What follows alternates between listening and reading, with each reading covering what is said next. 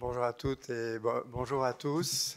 Merci d'être présents nombreux. J'espère que vous avez pu prendre du café, des viennoiseries, mais je vois que tout ça reste sur le bord de la fenêtre et que donc ça devrait rester accessible si vous avez un petit creux pendant notre réunion. Je vais juste dire quelques mots d'introduction. Ce n'est pas moi du tout qui interviendrai aujourd'hui.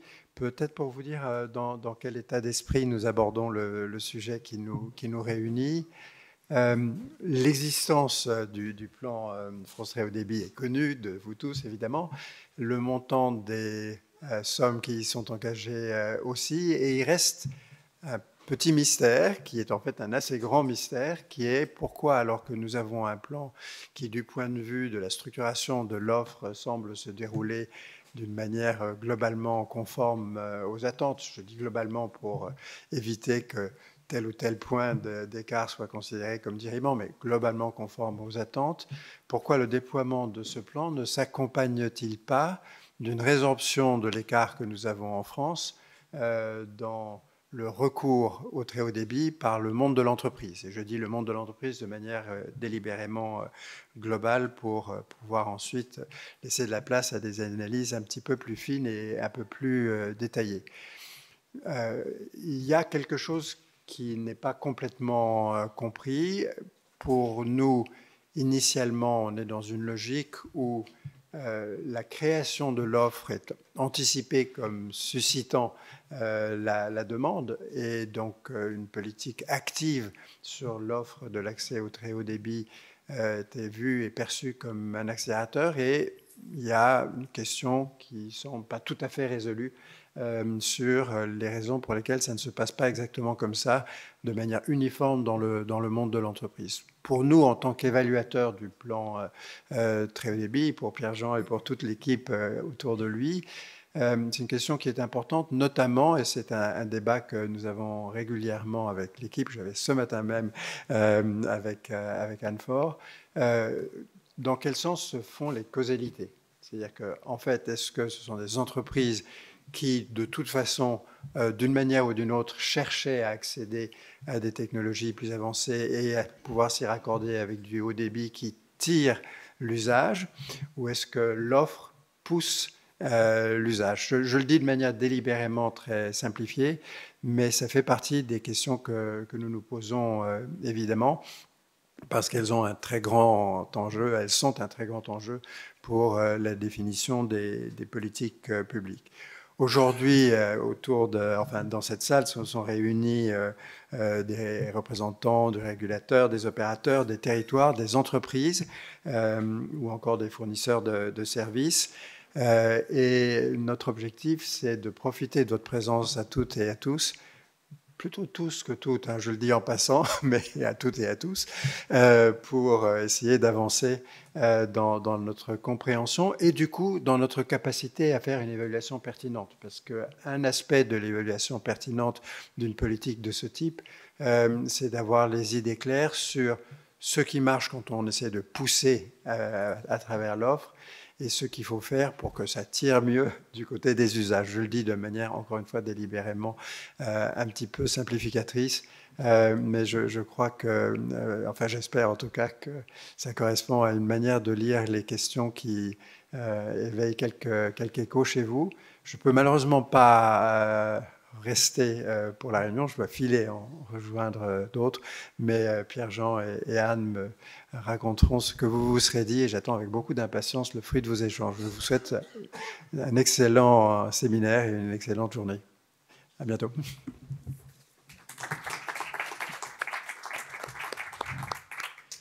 Merci, monsieur le commissaire.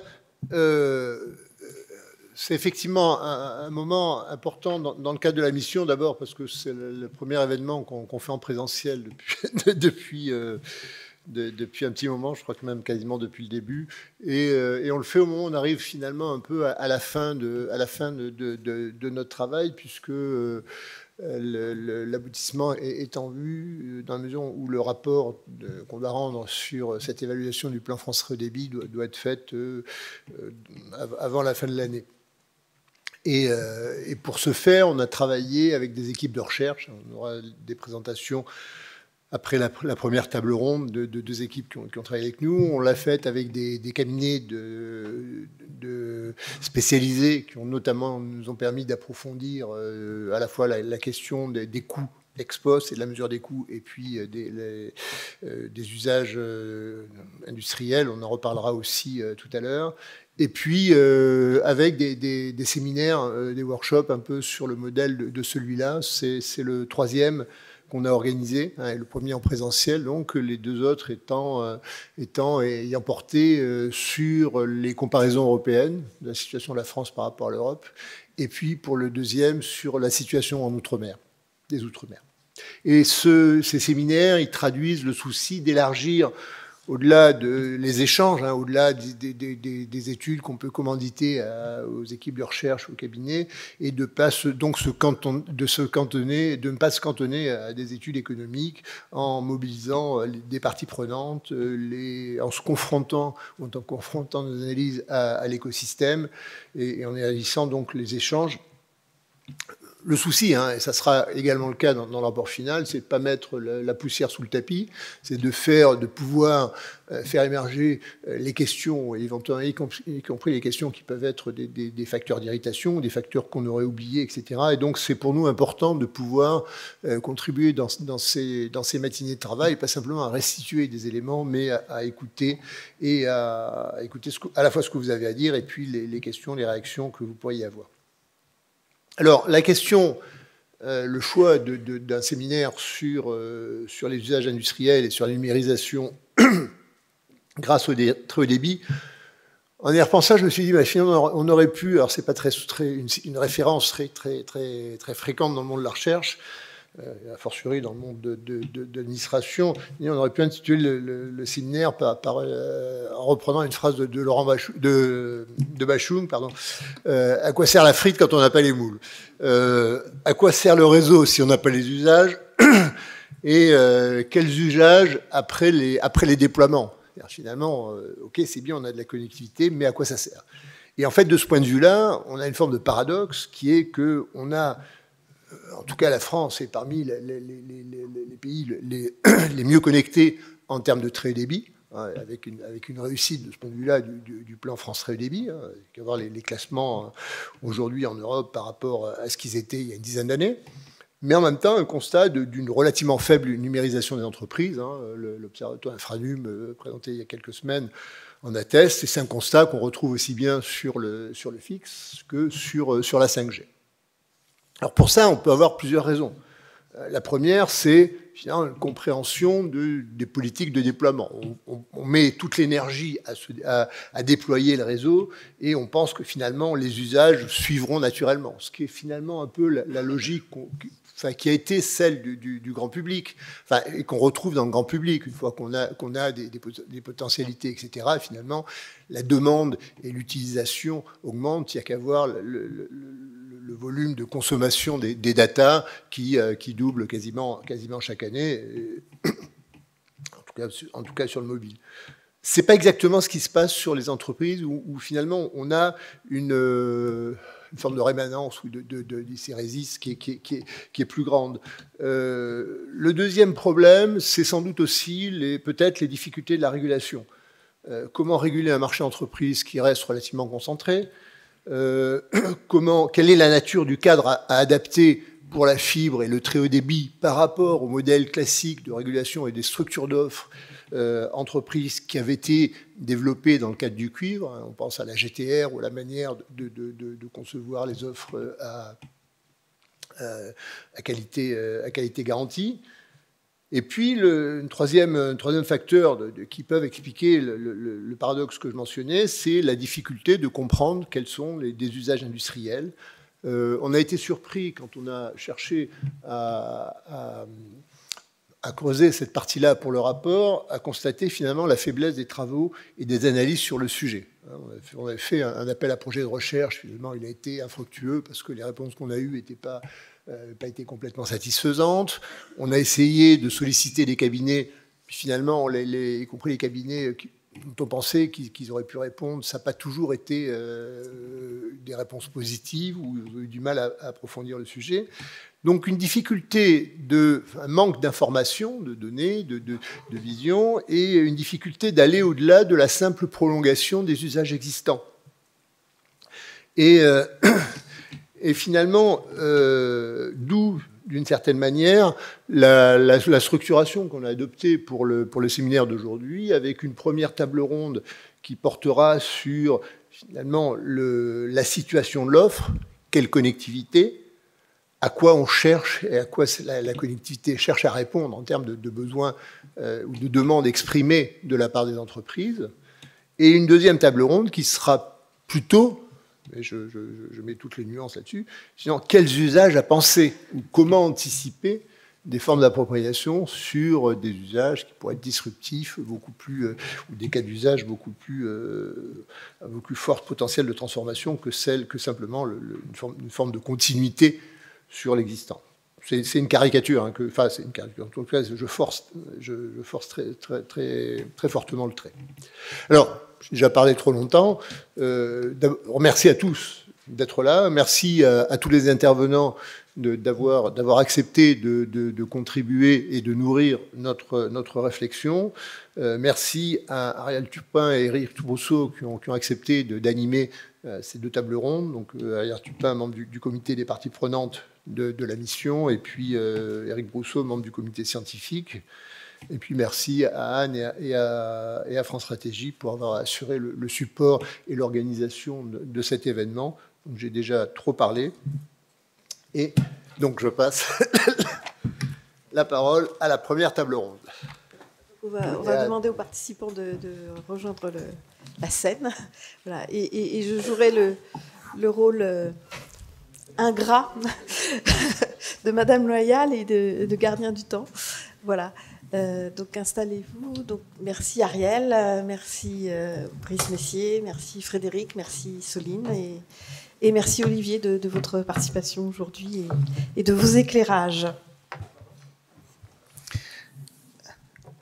Merci beaucoup Anne pour ces petits mots. Alors, donc j'attaque tout de suite cette première table ronde de notre matinée. C'est normal qu'on démarre par la connectivité, parce qu'avant même de parler de transformation numérique d'usage, sans connexion, pas d'usage. Hein, donc c'est pour le coup, est-ce que c'est l'œuf qui fait la poule ou la poule qui fait l'œuf? Là, la question, elle est très vite répondue. On le dit parfois sur certains médias. L'AVICA, d'abord un tout petit mot. L'AVICA, c'est une association d'élus, pour celles et ceux qui ne connaissent pas encore. C'est une dame qui commence à accuser un certain âge, hein, donc vénérable, on a 35 ans. Et depuis toujours, on fait dans l'équipement du territoire, et depuis toujours, on fait évidemment les usages qui vont avec la transformation numérique. Donc on participe, comme l'a dit Pierre-Jean, merci, donc, à l'étude d'évaluation du plan France très haut débit. Et cette question, justement, de bien comprendre ce qui ne va pas, de bien comprendre pourquoi, en fait, est-ce qu'on fait de la connectivité pour un usage, est-ce qu'il y a un usage derrière, hein, on se la pose depuis des années. Les premières collectivités qui sont intervenues en 98, ça date, hein, donc avec l'article L15-11-6 pour déployer des réseaux se posait déjà la même question. Donc, est-ce qu'on va trouver les usages à la clé? Est-ce que ça sert à quelque chose? On sait qu'il y a un besoin, on sait qu'il y a des entreprises qui râlent, des établissements publics qui se plaignent, mais est-ce que ça vaut la chandelle? Est-ce que le marché ne va pas tout résoudre? Ou bien est-ce que finalement, on ne se presse pas pour rien? Donc, cette question, encore une fois, on se la pose depuis longtemps, et donc c'est pour ça qu'on suit de très très près l'étude de France Stratégie, parce que si on se la posait de manière, on va dire, assez territoriale, avec le plan France très haut débit et les milliards d'euros qui sont investis, donc, dont des milliards d'euros d'argent public, hein, il faut le rappeler, cette question maintenant, elle n'est plus propre à certains territoires, plus ou moins en pointe. Elle s'adresse à toute la France, toute la métropole et toute l'outre-mer. Donc on l'a dit, ça a été dit dans les propos introductifs, hein, donc la transformation numérique que nous accompagnons que l'AVICA accompagne auprès de ses membres, c'est pas juste un sujet de connectivité. Alors j'ai un exemple très simple, on va sortir du marché professionnel 2 secondes, c'est l'exemple de ça. Il y a pas un jeune pratiquement, enfin quand je dis il n'y a pas un, s'il y en a toujours, mais la plupart des jeunes ados, au moins au collège et en tout cas au lycée, tout le monde a un portable. Est-ce que donc du coup on peut dire que la transformation numérique de la jeunesse est faite parce qu'ils utilisent tout ça pour aller sur les réseaux sociaux et autres. En fait, vous avez un juge de paix, je ne sais pas si vous connaissez, c'est le test PIX qui montre que enfin, les usages, sortis de quelques usages très très limités et assez faciles, conçus d'ailleurs pour être très faciles, nos jeunes ne savent pas se servir d'énormément d'outils qui leur sont offerts par ces nouvelles technologies. Donc non, la transformation numérique n'est pas faite parce que vous avez la connectivité. Pour en venir donc à notre table ronde sur le marché pro, et ça a déjà été dit, hein, donc Pierre-Jean parlait du sondage IFOP qui avait été commandé par Covage et Infranum. On a 20% des entreprises, 20%, c'est énorme, c'est 1 sur 5, qui déclarent ne pas vouloir de la fibre et vouloir rester sur le réseau cuivre, alors que celui-ci sera fermé puis déposé d'ici quelques courtes années. Donc il y a un sujet essentiel. Voilà, 46% des entreprises qui ne sont pas fibrées et 20% qui ne veulent pas passer à la fibre. Donc pour répondre à ce paradoxe et dessiner des pistes d'amélioration de la situation, j'ai le plaisir d'accueillir pour en débattre donc Frédéric Bourassa, statisticien à l'OCDE, Soline Ossonski du même côté, donc on l'a pas fait exprès, donc directrice commerciale de Yellow, Olivier Coroller, directeur général adjoint à l'ARCEP, et Brice Messier, directeur général de Covage. Alors on va procéder par deux tours de questions, puis après on prendra des questions dans la salle s'il y en a. Et si Anne m'autorise à enfin ne me dis pas que c'est fini. Voilà. Frédéric Bourassa, alors moi je parlais en introduction justement de ce paradoxe français. Est-ce qu'il n'est que français et est-ce qu'il se confirme? Est-ce que vous avez des éléments d'analyse qui nous permettent de dire effectivement il y a bien un paradoxe français s'agissant de la connectivité d'une part et de la transformation numérique d'autre part? Je crois que vous avez en plus de quoi l'illustrer. Oui, ça fonctionne. Merci de l'invitation déjà, M. Turpin. Et j'ai effectivement de quoi l'illustrer parce que j'ai fait une petite présentation très rapide où je vais tenter de situer la France dans les pays de l'OCDE. Là, je vous passe les plans de relance post-Covid puisqu'il faut faire un peu vite. Alors donc, moi, je travaille sur les données haut débit des pays de l'OCDE.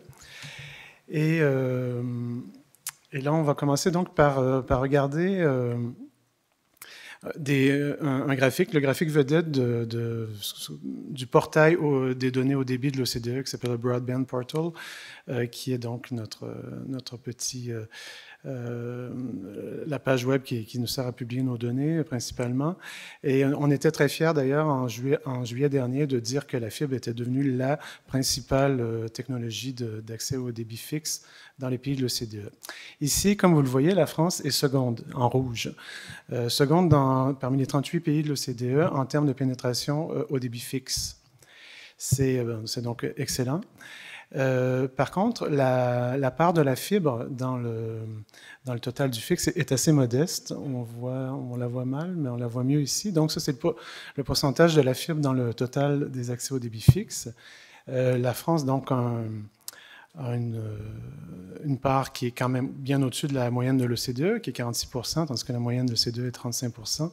Mais le pays, on ne peut pas le nier, demeure à la traîne, puisqu'il est 15e sur 38. Par contre, on voit dans le petit graphique en bas à droite que la croissance de la fibre est quand même assez importante, 39% de nouvelles connexions en 2021, mais, et la croissance était encore plus importante dans les 3 années précédentes. C'était 47% de croissance annuelle moyenne dans les 3 années qui ont précédé. Outre la comparaison maintenant des abonnements au débit fixe, on tente aussi de comparer la performance des réseaux. Alors, dans le rapport, dans un nouveau rapport que nous venons de sortir, qui s'appelle Broadband Networks of the Future, qui est disponible donc sur le site de l'OCDE, on essaie de montrer comment il devient important d'améliorer les mesures de la performance des réseaux et de publier ces données-là. Et les chercheurs dans ce domaine-là tentent de plus en plus d'intégrer une approche centrée sur l'utilisateur pour comprendre et évaluer l'expérience du réseau. Donc, une mesure de la qualité de l'expérience. Donc, c'est un concept qui intègre un peu d'autres indicateurs que la vitesse de flux descendant. Il y a la vitesse de flux montant, la latence, le jitter, le jitre, gig en français, je crois. Essayons de situer la France dans les indicateurs classiques de performance, qui est donc la vitesse de flux descendante. La France se situe toujours très bien dans ces indicateurs-là. Ici, elle est 4e dans la source, parce qu'on prend des sources extérieures pour faire ça. Donc, c'est une entreprise qui s'appelle Speedchecker. La France est 4e. Dans une autre entreprise, un autre classement de MLab, la France est 3e dans les pays de l'OCDE. Et avec Ookla, la France est 6e, donc c'est très bien. Par contre, si on regarde l'indicateur de latence, donc qui indique un peu plus l'expérience, la France se situe bien au-dessous de la moyenne OCDE, qui est avec une latence de 91 millisecondes, donc qui est supérieure à la moyenne OCDE, qui est de 71 millisecondes. Alors, savoir s'il y a un lien de causalité entre la densité du réseau, l'utilisation de la fibre et la latence, il n'y a qu'un pas à sauter. Et pour terminer, enfin, si on regarde donc les enquêtes de l'Union européenne sur les entreprises, on voit dans le premier graphique la part des entreprises en France qui ont une connexion au débit de plus de 30 mégaoctets par seconde, qui est considérée maintenant comme la vitesse minimale pour l'utilisation des technologies de l'information et des applications actuelles. Et on voit que la France se situe sous la moyenne de l'Union européenne 27, avec 77% des entreprises qui ont une connexion de plus de 30 mégaoctets par seconde, comparé à 81% pour la moyenne de l'Union européenne. Et le second indicateur qui est lié à la qualité de la connectivité pour les entreprises, qui est le pourcentage de des entreprises qui ont un recours au service du cloud. On voit que la France est également sous la moyenne, avec 29% de ces entreprises qui font appel au service du cloud, comparé à 41% plutôt de ces entreprises en moyenne pour l'Union européenne. Alors, donc, en petite conclusion, il faut que les entreprises puissent accéder à une infrastructure de haut débit de très grande qualité s'ils veulent utiliser les nouveaux développements technologiques qui vont aller vers une plus grande virtualisation des instruments de communication, une plus grande utilisation des services du cloud, de l'intelligence artificielle et aussi du machine learning. Donc, juste pour terminer, je vous invite aussi à lire les différents rapports de l'OCDE disponibles sur le site Internet. Je vous remercie. Merci beaucoup, M. Bourassa. Soline Ozanski, est-ce que vous voyez, en fait, pour tenter de commencer à apporter des éléments de réponse, est-ce que vous voyez un défaut de complétude des offres en termes de criticité ou plus simplement, qu'est-ce que les 46% d'entreprises qui aujourd'hui n'ont pas la fibre et surtout, qu'est-ce que les 20% qui ont dit ne pas en vouloir, qu'est-ce qu'elles ne voient pas dans l'intérêt de se raccorder en fibre ? Bonjour à tous, merci de cette question. Alors, je pense qu'on ne peut pas répondre à cette question de façon simple et en un seul mot. Il y a vraiment, à mon avis, deux grands éléments qui permettent d'expliquer cette forme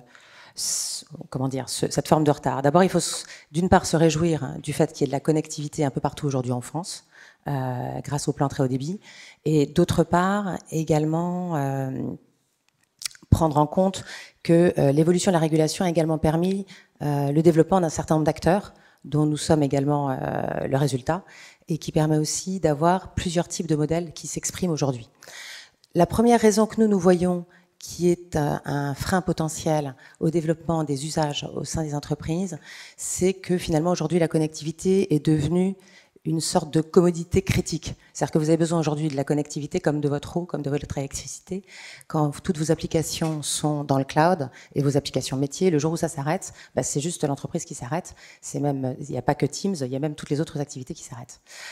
Et donc nous, ce que nous voyons aujourd'hui à travers le marché, c'est que des grandes banques, par exemple, vont nous demander des liens qui vont être doublés complètement divers avec des tracés distincts. C'est également ce que vont nous demander des réseaux de distribution, de grande distribution, des chaînes, avec potentiellement des sites petits.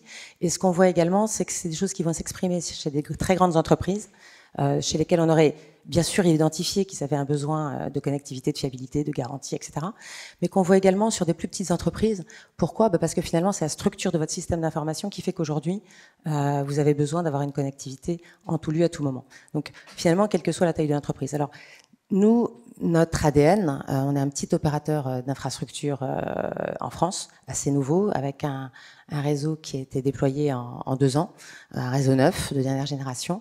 Notre spécificité, c'est qu'on va venir apporter à tout l'écosystème, qu'il s'agisse des opérateurs, des intégrateurs, des data centers, le kit d'infrastructure, donc vraiment le kit socle, qui leur permet derrière de créer leurs propres offres. Donc on fait ça pour un marché d'opérateurs entreprises uniquement. Et notre spécificité sur ce marché-là, c'est qu'on va maîtriser sur toute la chaîne notre production. Donc que ce soit de la conception au déploiement, à la maintenance, tout est réalisé en fait en interne sur nos propres câbles, avec nos propres équipes qui sont sur le terrain pour les déployer.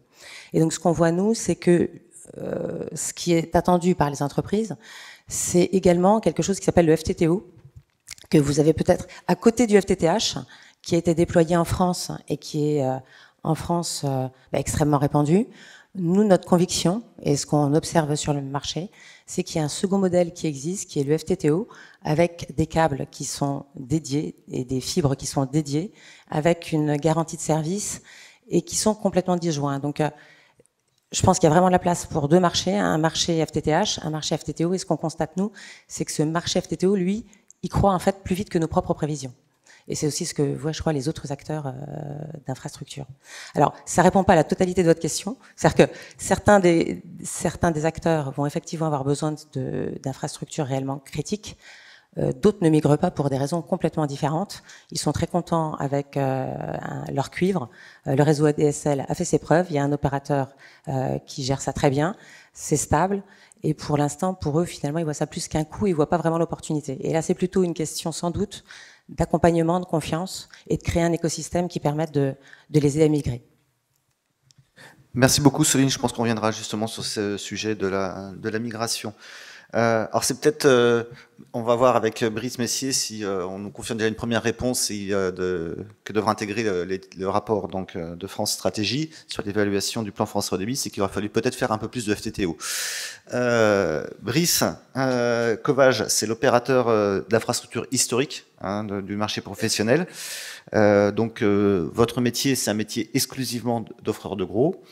Donc depuis de très longue date. Moi, ce que je voudrais qu'on fasse ensemble, peut-être, c'est un petit peu d'historique au travers parce qu'en plus vous avez des réseaux ruraux, des réseaux urbains, métropolitains, donc un peu tous les types. Comment elle s'est construite la connectivité, des entreprises? Qu'est-ce que vous voyez au niveau de Covage? Et puis une question qui va me permettre d'enchaîner avec celle que je poserai à votre voisin.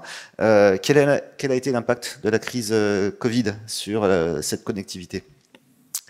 Bonjour à toutes et tous, donc Brice Messier, Covage. Merci Ariel pour ta question. Alors, malheureusement, Covage n'est pas tout à fait aussi âgé que la Vicat, donc tu m'en excuseras, mais je vais essayer d'aller quand même un petit peu faire finalement l'historique de ce qui a pu se passer. Alors, peut-être déjà, finalement, Covage, tu l'as mentionné, on est un acteur effectivement qui est présent sur le marché depuis maintenant un certain nombre d'années. Alors, évidemment, comme toutes les entreprises, on a eu une histoire, pour vous situer, on a été créé en 2004. En fait, auparavant, et tu l'as mentionné Ariel, dès 98, on a vu les premiers PPP apparaître finalement, et puis aux environs de 2003, 2004, les premières DSP dites de première génération, et Covage notamment s'est illustré dans cette activité. Alors, effectivement, comment cette connectivité elle s'est faite, et tu l'as mentionné, je ne vais pas reprendre l'œuf et la poule, mais finalement, un besoin a émergé, celui de se dire, mais finalement, on voit bien qu'il y a une problématique de compétitivité des territoires, de compétitivité des entreprises, et puis il y a un certain nombre de communautés, d'agglomérations, de départements se sont dit, bien, il faut apporter cette connectivité sur nos territoires. Alors, avec certainement 2 enjeux. Le premier, d'abord, c'est le tissu économique qui existait, qui avait potentiellement besoin d'accès, mais aussi finalement l'attractivité des territoires qui a certainement été un des éléments qui les a motivés finalement à mettre en place ces solutions. Et finalement, notamment Covage, c'est ce positionnement en fait de manière proactive qui a créé finalement l'acteur que nous sommes aujourd'hui. Et puis à nouveau, dans l'histoire, il s'est passé beaucoup de choses, beaucoup de DSP, puisque Covage, c'est plus de 35 DSP type FTTO, comme l'a mentionné Soline. Et puis un point d'actualité finalement important, c'est qu'en septembre 2021, Covage a rejoint le groupe Altitude, et puis début 2022 a fusionné en fait l'ensemble des activités entreprises présentes au sein d'Altitude à travers notamment COSC, pour créer finalement une société 100% dédiée à ce marché entreprise. Puis le point important finalement, c'est que ça a de facto positionné Covage comme le 3e opérateur wholesaler entreprise sur le marché. Alors évidemment, sur ce marché, on couvre aujourd'hui plus de 50% des entreprises. On en couvrira plus de 70% d'ici fin 2023. Et c'est évidemment notamment un des pans importants de l'histoire. Alors, finalement, la connectivité, ensuite, comment elle s'est faite? Ça a été mentionné par l'OCDE, mais qu'est-ce qui a attiré finalement ce besoin? En fait, il y a eu des besoins assez basiques, finalement, qui étaient liés au débit. Les entreprises, certaines entreprises avaient besoin de plus de débit que ce que pouvaient offrir les technologies type XDSL. Et puis, notamment aussi des problématiques de latence et ou de gig. Et finalement, l'usage, il était pas vraiment, c'est pas vraiment l'usage qui a drivé l'adoption entre guillemets de la connectivité, ça a été vraiment des besoins assez classiques apportés directement par la fibre, c'était la promesse, des débits plus importants, une latence plus faible, une gig meilleure, et puis finalement l'usage, il était derrière évidemment, mais le vrai besoin finalement, il était assez intrinsèque à ce que pouvait apporter la fibre. En tout cas, c'est comme ça que nous on a pu le voir. Et puis notamment avec tous les sujets qu'on a pu aborder, on a bien vu que les entreprises ont commencé à se dire, effectivement, il faut se digitaliser, se numériser. Mais finalement, derrière, et ça a été mentionné, se pose toute la problématique des usages. Alors nous, on est un opérateur d'infrastructure, on offre à nos clients FAI à destination des entreprises un socle, comme l'a dit tout à l'heure Soline, la capacité à apporter une connectivité à très haut débit, mais finalement, il faut effectivement aborder cet angle de l'usage, puisque finalement, chaque entreprise a des besoins spécifiques et on n'a pas forcément une solution toute faite sur étagère qui va dire, voilà, messieurs, dames, messieurs les entreprises, les entrepreneurs, voilà l'usage de demain. Il n'existe pas, en fait. Il y a autant d'usages que d'entreprises. Et donc, c'est là où on travaille, notamment avec nos partenaires et nos clients, sur les meilleures propositions qu'on peut faire pour finalement faciliter l'adoption de la fibre. Et puis, voilà à peu près comment, vu de nous, la connectivité s'est faite. D'abord, un besoin assez basique, des débits, de la latence, et puis, effectivement, un besoin ensuite de compétitivité qui s'accompagne de numérisation. Et puis, tu as parlé du Covid. Alors, évidemment, je ne vais pas forcément... on n'a jamais trop envie de reparler de cette période, mais néanmoins, il y a quand même des faits importants. D'abord, lorsque le Covid est arrivé, je pense que vous vous en souvenez, une étude avait été menée sous l'égide d'Infranum par Tactis et EY, qui avait démontré effectivement une baisse de l'activité de déploiement de la fibre pendant cette période. Alors évidemment, le marché s'est organisé, les industriels se sont organisés pour très vite reprendre finalement ce déploiement, et puis ça a été finalement une période qui a été somme toute bien maîtrisée. Mais le confinement, il a montré notamment à travers, le Covid, à travers le confinement, a montré notamment que la fibre était devenue indispensable. Le THD, et donc la fibre, notamment pour le maintien de l'activité économique, le maintien des différents services publics, mais aussi du lien social, c'était extrêmement important. D'ailleurs, en parallèle, on a bien vu sur l'ensemble des réseaux, finalement opérés notamment par Covage, que les trafics avaient considérablement augmenté. Et puis, si on le remet un petit peu en chiffres, avant finalement le Covid, en 2019, moins d'un quart des entreprises de 1 à 250 collaborateurs disposaient de la fibre, à peu près 23%. En 2021, on en avait 37%, et puis finalement en 2022, 55%. Alors de là à faire un rapprochement avec le Covid et le fait que effectivement les entreprises ont eu besoin, ont compris qu'il fallait accéder à la fibre, il y a aussi là qu'un pas à faire. Donc ça a été effectivement important. Et puis finalement, une étude qu'on a menée, toujours la même, l'enquête IFOP, en 2021, indiquait que 34% des dirigeants démarraient ou allaient accélérer leur projet de digitalisation, notamment à travers la fibre. Et puis, pour finir, entre guillemets, il est intéressant de constater que les principales entreprises, 69%, étaient principalement des PME en fait. C'est-à-dire que la digitalisation des grands groupes, elle s'est faite assez naturellement.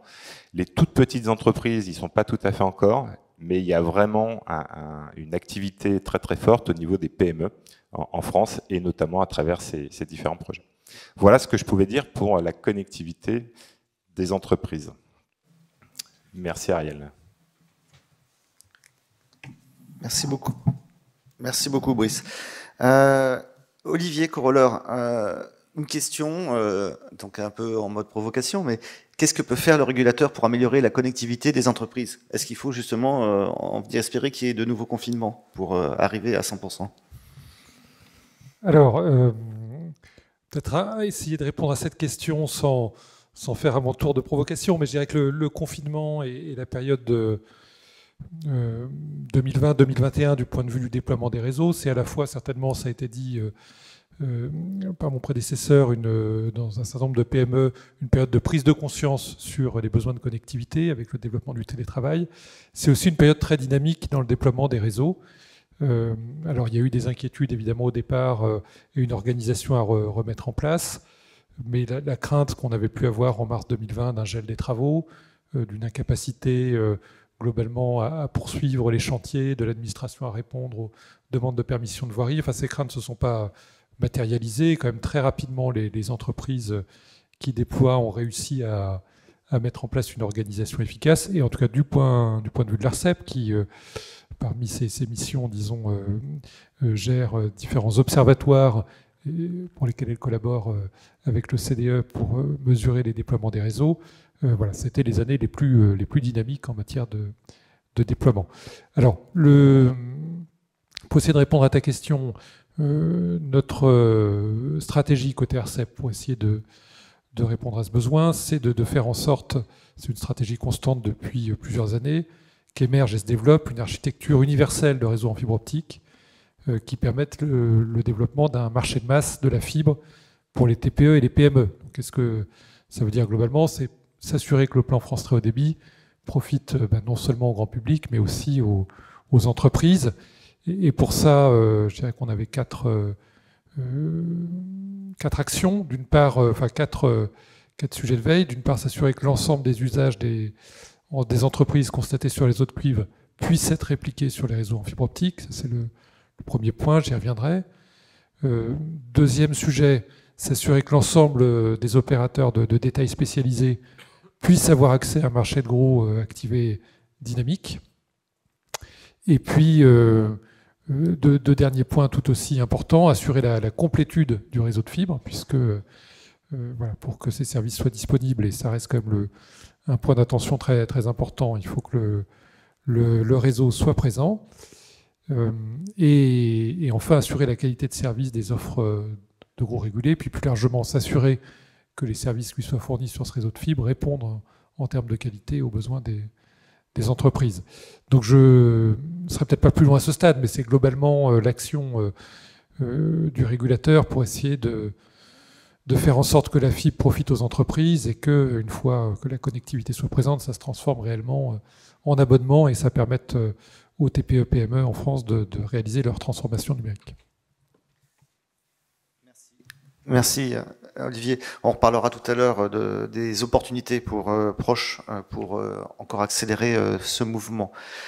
Je reviens à l'OCDE. Donc, on voit un peu, de manière un peu jalousée finalement, nous en France, le niveau de transformation numérique de certains des territoires. Moi, je garde un souvenir. J'ai vu que la Suède était en tête, là, par exemple pour les usages du cloud. Ça m'étonne pas du tout. En 2006 déjà, il y avait, j'avais été dans un hôtel, j'étais impressionné, c'était des clients légers. En 2006, hein. Donc il n'y avait pas de disque dur. On se connectait avec clé USB et puis on avait accès à tout un tas de services sur des ordinateurs. Enfin, sur des clients légers mis à disposition pour les clients de l'hôtel. Donc, qu'est-ce qu'ont fait ces autres pays qui sont en tête pour avoir ce classement? Merci Ariel. La réponse première qu'on peut dire, c'est qu'il n'y a pas de formule magique, il n'y a pas de solution qui convient à tous les pays à la fois, ça c'est clair. Dans notre dernier rapport, donc Broadband Networks of the Future, on fait une analyse assez détaillée des différentes politiques de déploiement de la fibre dans tous les pays de l'OCDE, donc des plans haut débit des autres pays. On essaie de voir quelles ont été les approches différentes. Et bon, dans le rapport en question, on cite certains pays qui ont eu un succès assez important, en particulier l'Espagne. On cite aussi le Portugal et le Royaume-Uni, j'y reviendrai, mais l'Espagne, donc, qui est passée en 2015 de 3 millions d'abonnés à la fibre à 13 millions en 2021. Donc, c'est assez phénoménal. L'Espagne a eu une approche pro-compétitive dans un cadre asymétrique, en utilisant une fragmentation géographique, donc en nommant certaines municipalités comme étant compétitives et d'autres comme étant non compétitives. Et dans les municipalités non compétitives, Telefónica, donc l'opérateur historique, a dû... il y a eu une réglementation donc, de l'accès à l'accès local découpé virtuel, le VULA ou le NEBA en Espagne. Et donc, ce prix-là a été fixé pour être assez élevé pour qu'un investissement soit rentable pour Telefónica ou pour des nouveaux entrants et suffisamment bas pour que les utilisateurs aient envie de passer à la fibre. Donc, cette politique-là a été faite en 2016, ça a été revu en 2021 en changeant la carte, en couvrant une plus grande partie du territoire, en déréglementant le prix sur une plus grande partie du territoire. Donc, ils ont eu cette approche-là et ça leur a très bien, ça a très bien fonctionné, mais il n'y a pas d'approche. Et donc, la France, évidemment, a une approche complètement différente, qui est celle d'utiliser un cadre symétrique, et qui est une très bonne approche aussi, mais qui a des aspects différents. Et bon, je ne suis pas du tout... j'ai pas aucune envie de critiquer l'approche de l'ARCEP. Et on cite aussi d'autres pays mais la plupart des pays qu'on cite ont une approche asymétrique. Et donc, le Portugal, qui est aussi très semblable à l'Espagne, avec une fragmentation géographique différente, et le Royaume-Uni, qui n'est pas comparable à la France, parce qu'ils partent de très loin. Donc, comme ils partent de très loin, le rattrapage est assez spectaculaire, mais ils ont aussi une approche asymétrique, une fragmentation géographique compliquée, difficile, mais bon. Donc, chaque pays a des approches différentes. Donc, je vous invite à regarder notre rapport, mais il n'y a pas de formule magique. C'est ça, là. Oui, en fait, oui, il y a des pays qui partent de très loin, surtout parce qu'ils avaient un réseau cuivre assez défaillant. Donc, du coup, ça facilite le passage à la fibre. C'est peut-être parce qu'en France, on a un trop bon réseau cuivre aussi que c'est peut-être un élément d'explication. Commencé très tôt, la conversion à la fibre aussi, beaucoup plus tôt que l'Angleterre ou que la Belgique, ou des pays qui ont un rattrapage exceptionnel en ce moment. Merci beaucoup. Une question pour Yellow. Soline, en fait, donc, il y avait un opérateur qui avait donné la formule célèbre « on ne réveille pas un client qui dort ». Et c'est peut-être aussi ce client il dort parce que il a peut-être peur des changements que peut induire dans son organisation, au-delà de l'aspect simplement coût immédiat. Voilà, il a peut-être peur de tous les changements. Donc, en fait, qu'est-ce que ça implique? On ne va pas parler des très grandes entreprises pour qui c'est naturel, mais plutôt pour une petite entreprise. Qu'est-ce que ça implique comme changement technique, organisationnel, de passer du cuivre à la fibre? Alors oui, effectivement, on ne réveille pas un client qui dort, c'est une vieille... Vous m'entendez? Ouais.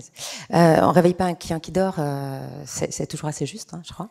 Je pense qu'il y a plusieurs choses. Une petite entreprise, pour elle, effectivement, on l'a dit tout à l'heure, le cuivre, c'est une solution fiable, stable. Un certain nombre d'acteurs ne voient pas exactement l'opportunité en fait, qu'ils vont y trouver. C'est le premier point. Et je crois que le premier levier, finalement, c'est quelle est l'opportunité que ces entreprises vont pouvoir trouver en migrant vers la fibre. Il faut voir qu'aujourd'hui, finalement, c'est un peu l'aboutissement de 15-20 ans d'évolution de l'IT et du secteur, avec autrefois, finalement, des opérateurs un peu intégrés qui allaient vous proposer d'un côté de la voie traditionnelle et puis de l'autre côté de la data. Et puis là, on est à l'aboutissement, au fin du cycle, où finalement, aujourd'hui, quand vous migrez la totalité de votre système d'information, vous migrez vers un support fibre, vers du cloud et vers un panel d'applications métiers qui vont venir enrichir votre activité et votre performance. Et c'est vraiment ça le levier en fait le plus fort. Les entreprises qui ont migré pour l'instant, elles cherchaient vraiment ce levier-là. Donc je pense que le premier levier, c'est la performance industrielle et c'est le développement de l'écosystème finalement d'opérateurs de proximité et d'intégrateurs de proximité qui vont pouvoir proposer tout ça à leurs entreprises. Donc ça, c'est le premier point. Bon, ils l'auraient fait de toute façon. Pas forcément en fait. Pas forcément. Quand vous êtes une boulangerie, je prends un exemple extrême, mais vous êtes une boulangerie en centre-ville, à un moment donné, à quel moment vous vous dites que finalement pour vous ça devient stratégique? Et quand vous êtes je prends l'exemple d'un transporteur, ça c'est un exemple qui est intéressant. Un petit transporteur va être finalement avec des outils, des camions, etc. Aujourd'hui, finalement, c'est un domaine qui s'est énormément numérisé. Chez Amazon, mais pas uniquement, avec des outils qui permettent de gérer les chaînes logistiques et de gérer des gestions de tournée avec de l'IA et plein d'autres outils. Un petit acteur dans ce domaine peut être intéressé effectivement. Et donc il y a ce premier point de l'opportunité à migrer. Il y a le second point qui est l'accompagnement et qui change un peu parfois en termes d'acteurs. Les anciens intégrateurs qui migrent vers de nouveaux métiers. Et donc je pense qu'il y a vraiment une question d'accompagnement autour de ces intégrateurs, de ces nouvelles possibilités et de la confiance. Et peut-être le dernier point, pour moi, c'est vraiment la confiance finalement qu'ils vont avoir au moment de cette migration et peut-être aussi de la lisibilité qu'il y a aujourd'hui sur ce marché-là. C'est-à-dire que pour eux, aujourd'hui, finalement, et s'il y a peut-être une aide qu'on peut demander aujourd'hui autour de cette table et aux régulateurs, c'est peut-être de nous aider, nous accompagner à avoir cette lisibilité du marché. Pour un certain nombre d'acteurs aujourd'hui, mais nous tous dans l'industrie on jargonne quoi. On parle de GTR renforcé, etc. La personne qui est au bout de la chaîne ne comprend strictement rien et nos intermédiaires qui font tout leur possible pour aller éduquer et accompagner, eux-mêmes se trouvent coincés dans un système qui est vraiment extrêmement complexe pour eux à expliquer. Et sur lesquels il y a un certain nombre de prises de position qui sont très diverses. Et donc, du coup, ça renforce la notion de flou artistique qui n'aide pas à migrer. Prises de position très diverses, c'est-à-dire c'est-à-dire qu'en fait, à un moment donné, tout se vaut pas. Et tant qu'on n'arrive pas à avoir quelque chose d'un petit peu précis, avec des architectures et des engagements en face, finalement, à un moment donné, quand tout le monde vend une GTR, un délai de rétablissement avec des sous-jacents qui sont plus ou moins forts et qu'on vous dit finalement c'est la même chose et à la fin c'est une question de SLA, donc de calcul de risque pour l'entreprise, finalement on perd un peu tout le monde et la personne qui est au bout du fil 30 ans derrière, lui alors il est dans une nébuleuse très difficile à expliquer. C'est très bien illustré. Merci beaucoup, Soline. Une question, donc on voit la complexité, un peu le déclic qui manque pour passer à la fibre et donc ce que ça engendre. Brice, il y a un sujet aussi, c'est il y a une grande diversité des offres a priori sur le cuivre. Est-ce qu'en face, je dis pas qu'il n'y en a pas sur la fibre, mais est-ce qu'en face on a bien tout pour répondre à cette diversité? Est-ce qu'il n'y a pas des trous dans la raquette? Alors, effectivement, je vais peut-être paraître audacieux de dire ça comme ça, mais aujourd'hui, en fait, on est capable d'adresser l'ensemble des besoins offerts, ou l'ensemble des services offerts par le cuivre avec des solutions de fibre. Alors, c'est peut-être une spécificité de Covage, mais c'est vrai qu'aujourd'hui, on est capable, nous, de proposer nos services sur l'ensemble des architectures de fibre disponibles. Il a été mentionné, alors je suis désolé, mais je vais continuer à jargonner, mais on a parlé tout à l'heure de FTTE, de FTTO et voire de FTTH Pro. Ce qui est important de comprendre, c'est que finalement, ce sont des architectures différentes, mais que la capacité à offrir des services dessus est la même. Et effectivement, par contre, il va y avoir un certain nombre de points différenciants autour notamment de la GTR, par exemple, la capacité donc à réparer une panne sur le réseau. entre guillemets, on a tous en tête que la GTR sur des réseaux type FTTO va être plus élevée. La réalité, c'est que la filière, nous en tout cas, on s'organise pour être capable d'offrir des GTR à peu près du même type sur des réseaux type FTTH, donc sur des réseaux dits BLOM. C'est un point important. Mais finalement, on est capable d'adresser l'ensemble des services proposés par le cuivre, donc de la DSL en passant par le SDSL, voire même après de proposer des débits qui vont bien au-delà de ce que pouvait proposer le VDSL, et sur l'ensemble des architectures. À nouveau, vu le service rendu va être le même. Donc nous, typiquement, on a des offres de connectivité qu'on peut rendre aussi bien sur des services, sur des réseaux type FTTH que sur des réseaux type FTTO. Le vrai sujet, finalement, c'est que la fibre va faire la même chose que le cuivre, mais systématiquement mieux. Je prends un exemple tout simple, qui n'est pas lié à la GTR, qui n'est pas lié à la GIG, quoi que ce soit. C'est déjà le fait que la technologie en elle-même, elle est soumise à des aléas. Typiquement, l'atténuation, vous allez être plus ou moins proche du NRA. En fibre, ça n'existe pas, ce genre de notion. Et puis, vous allez être soumis aux interférences. Donc, typiquement, on a tous connu, on a tous eu une box DSL dans nos vies, les problèmes de désynchro intempestif, etc. Je dis pas que ça n'existe jamais en fibre, je dis juste que les réseaux sont beaucoup plus stables. D'accord ? Donc, on est capable vraiment de substituer n'importe quel type d'offre DSL par une offre fibre. Et en fonction finalement du type de réseau qu'on va utiliser, elle aura un certain nombre d'attributs plus ou moins importants. Et vous savez, on me pose souvent la question finalement, mais alors le FTTO c'est mieux que le FTTE qui lui-même est mieux que le FTTH Pro. La réalité c'est que c'est pas un sujet de est-ce que c'est mieux, c'est est-ce que c'est adapté aux besoins finalement. C'est surtout ça le driver. Et c'est là où nous on travaille beaucoup avec nos partenaires justement pour qualifier finalement ce besoin et mettre la bonne architecture face à l'usage et aux besoins finalement de l'entreprise qui va être ciblée. Et je pense que c'est vraiment ça finalement la différence. C'est on est capable d'offrir les mêmes services. Il va y avoir un certain nombre de spécificités à prendre en compte. La criticité, notamment, de l'activité de l'entreprise par rapport à sa connectivité est un point extrêmement important à considérer.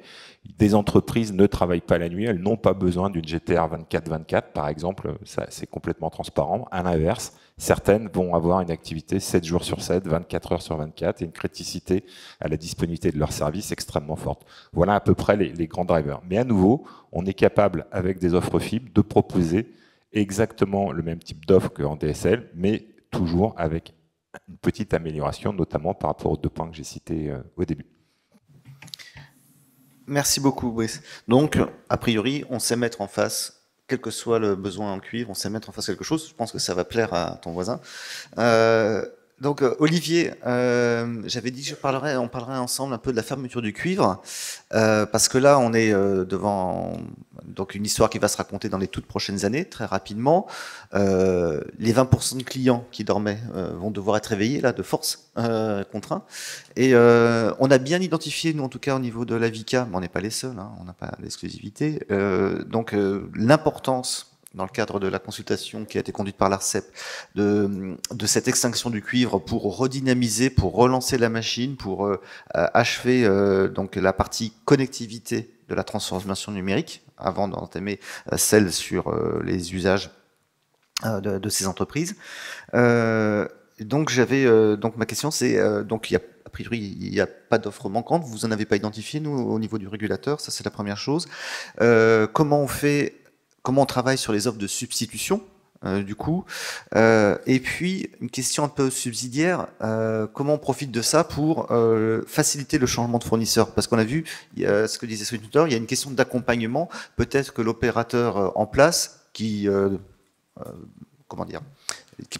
hypnotise, mais qui fait en sorte que son client dorme le plus possible, et il n'a peut-être pas envie de l'accompagner autrement. Donc il n'a peut-être pas envie justement de provoquer ce déclic qui l'emmènera vers la transformation numérique. Donc comment on profite de la fermeture du cuivre pour faire opérer tous ces changements? Merci Ariel, ça fait pas mal de questions. Peut-être la première sur la complétude des offres. Alors je voulais réinciter sur un point qui est la nécessité de terminer le déploiement, puisque globalement, hein, je partage le constat qui a été fait par Brice Messier, que quand on a un réseau FTTH déployé, des offres FTTE pour les...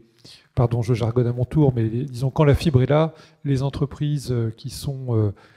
couvertes bénéficient d'un large panel d'offres, et peut-être l'enjeu pour elles, et là je fait faire écho à ce que disait Céline, c'est d'avoir un marché qui soit suffisamment lisible, qu'elle puisse comprendre ce que leur apporte telle ou telle offre par rapport à leurs besoins. Et là, je crois qu'on a encore collectivement des progrès à faire. Mais en termes de complétude d'offres, globalement, je crois que l'objectif est bien rempli. À la réserve près que dans un certain nombre de zones, y compris en zone très dense, on a encore localement des immeubles qui ne sont pas forcément desservis par la fibre et donc qui ne bénéficient pas de ce panel d'offres. Et je crois que ça reste un sujet de préoccupation important, d'autant plus important, comme tu l'évoquais, que le chantier de l'arrêt du cuivre est lancé. Et donc on a d'une certaine façon, pour le secteur, une obligation de résultat à terminer ce déploiement. Et là, c'est d'autant plus important de réveiller suffisamment tôt un client qui dort, qu'on a entre le déploiement de la fibre et la première étape qui est d'être raccordable et l'étape finale qui est celle d'être raccordé, potentiellement un certain nombre d'aventures possibles. Et donc, il est nécessaire d'engager cette démarche de migration suffisamment en amont.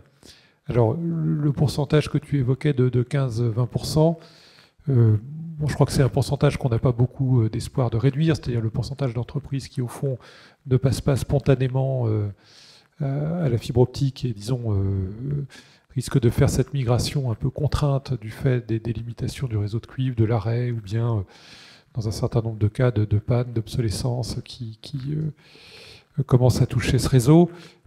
D'ailleurs, sur le grand public, on a un pourcentage qui n'est pas très éloigné de clients qui, au fond, sont réticents à ce changement, n'y voient pas forcément d'intérêt. Et pour les entreprises, il y a une couche supplémentaire qui a été évoquée, un service qui est quand même tout à fait critique. Et donc, je pense assez logiquement, à la fois des inquiétudes, mais aussi des durées de prise de décision qui sont plus importantes. Donc, je dirais le message côté régulateur et ce à quoi on va essayer de s'employer avec les outils dont on dispose, c'est que les actions préparatoires à la migration des entreprises concernées dans la phase d'arrêt du cuivre soient lancées suffisamment tôt. Puisque là, on ne peut pas se permettre d'attendre, disons, à 3 mois de la fermeture technique pour se lancer dans ce genre de chantier. Donc, on est au milieu d'un process de révision de notre cadre d'analyse de marché, donc qui est le cadre de régulation asymétrique et qui s'applique particulièrement à Orange, qui a une position très, très forte sur ce marché. On ne s'interdit pas non plus de compléter, s'il y a besoin, notre cadre réglementaire général, disons, qui concerne tous les opérateurs d'infrastructures qui déploient des réseaux en fibre optique. Mais globalement, l'objectif qui était fixé d'avoir un panel d'offres complet est présent. Donc je dirais qu'on n'a pas, pour le cycle à venir, anticipé de profonds changements. Ensuite, tu le soulignais, pour le marché, je dirais que cet arrêt du cuivre, c'est à la fois une opportunité et une menace pour le dynamisme du marché, parce que si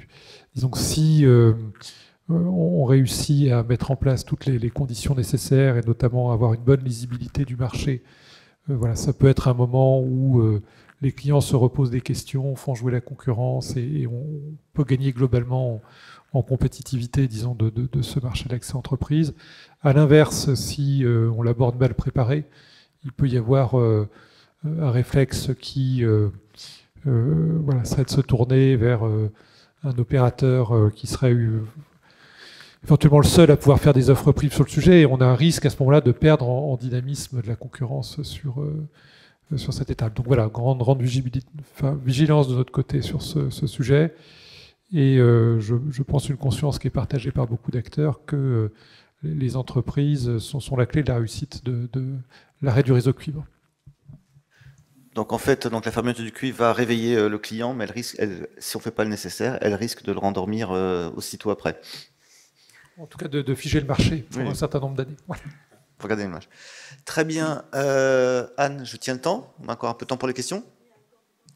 Voilà. Alors, je vous propose de prendre des questions dans la salle. N'hésitez surtout pas. Moi, j'en ai plein par rapport aux interventions qui ont été faites là, mais je ne veux pas monopoliser la parole. Donc, allez-y. Une première question.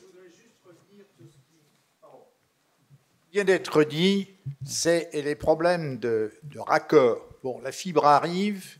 J'ai personnellement une expérience personnelle en ce qui me concerne de particulier.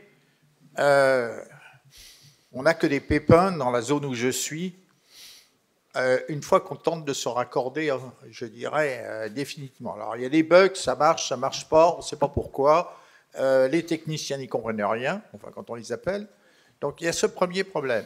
La deuxième chose que je voudrais souligner, alors là, du côté des entreprises, de petites entreprises, finalement, un bon smartphone permet de faire le maximum de choses et on n'a pas nécessairement besoin à tout prix de la fibre dont le coût est relativement élevé pour, je ne sais pas, faire des opérations de comptabilité, des virements bancaires. Moi, je fais toutes mes opérations bancaires, si vous voulez, pour mes activités professionnelles par l'intermédiaire de mon téléphone. Alors, je voudrais bien savoir quelles offres supplémentaires pour une petite entreprise, puisqu'on parle de petites entreprises, peuvent être offertes et qui méritent à ce moment-là pour l'entreprise de se payer, je dirais, le coût, car il y a un coût qui n'est pas négligeable, surtout si vous traitez beaucoup de données, par rapport au téléphone. Merci beaucoup. Alors, tout le monde m'est témoin, c'est pas moi qui relance le sujet stock. Hein. On est d'accord? On est d'accord. Voilà. Alors oui, je vais donner la réponse. J'ai donné la parole donc aux intervenants, bien évidemment.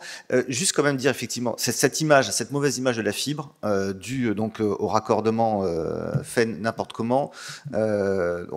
Elle est certaine. Je vais prendre un exemple à contrario, c'est qu'il y a quelques endroits en France, ils sont rares, hein. Vous êtes vraiment loin d'être isolés, c'est plutôt, malheureusement, vous faites plutôt de la très grande majorité.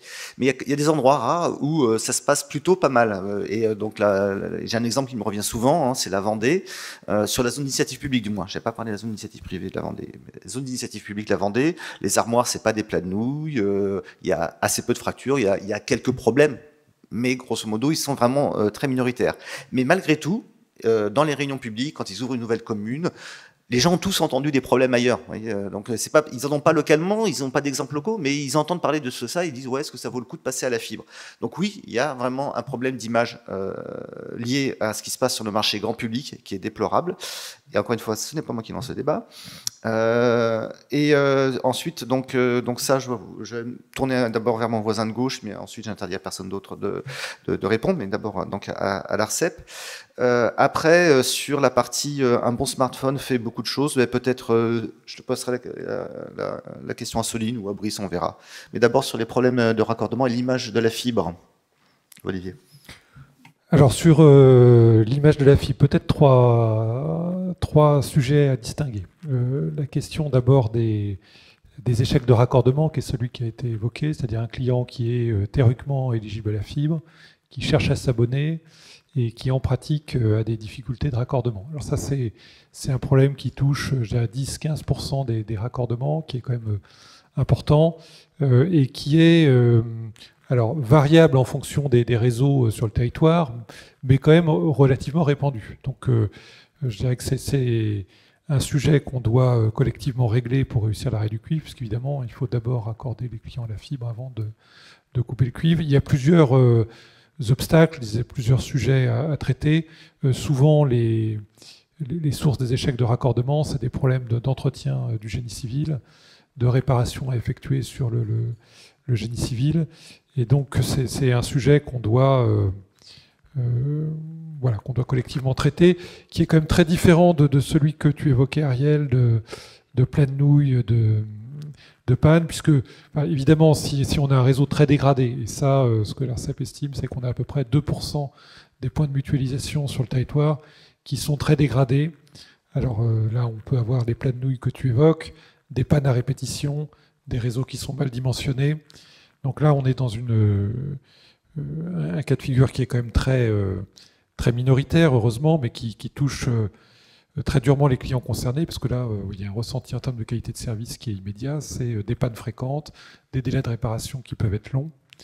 Mais je dirais que c'est deux sujets complètement bien distincts et qui ne touchent pas nécessairement les mêmes réseaux, et les solutions ne sont pas forcément les mêmes. Alors, je dirais que globalement là-dessus, le plan d'action de l'ARCEP, c'est de construire avec les opérateurs qui déploie à la fois les opérateurs d'infrastructure, les opérateurs commerciaux, les outils de contrôle qualité, puisque le diagnostic qu'on fait, mais qui est, je crois, largement partagé, c'est qu'un certain nombre de ces problèmes viennent d'un insuffisant contrôle des interventions, et donc on a besoin de mettre en place davantage de contrôle de la qualité et une meilleure formation, dans certains cas, des intervenants.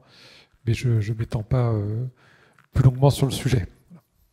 Oui, on pourra en faire 2 journées de colloque non-stop. Je ne sais pas si on arriverait à faire le tour de ce sujet. Pardon, je vais juste réagir sur l'image pour peut-être donner quelques chiffres. Ce qu'on observe globalement, c'est que sur le territoire, on a quand même une qualité de service ressentie par les clients fibres qui est meilleure. Et ça, c'est confirmé, je dirais, par les chiffres qu'on collecte que sur le cuivre en moyenne.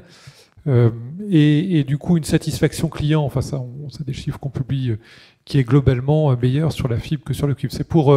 C'est pour un petit peu, disons, tempérer ce que tu disais sur l'image de la fibre. Maintenant, il reste que pour les 2% de réseau que j'évoquais, où la qualité de service est très dégradée, là, on a un vrai sujet. Et bien sûr, le problème d'image, il se répand. Mais globalement, voilà, on a un niveau de satisfaction qui est en moyenne supérieur sur la fibre que sur le cuivre. Ok.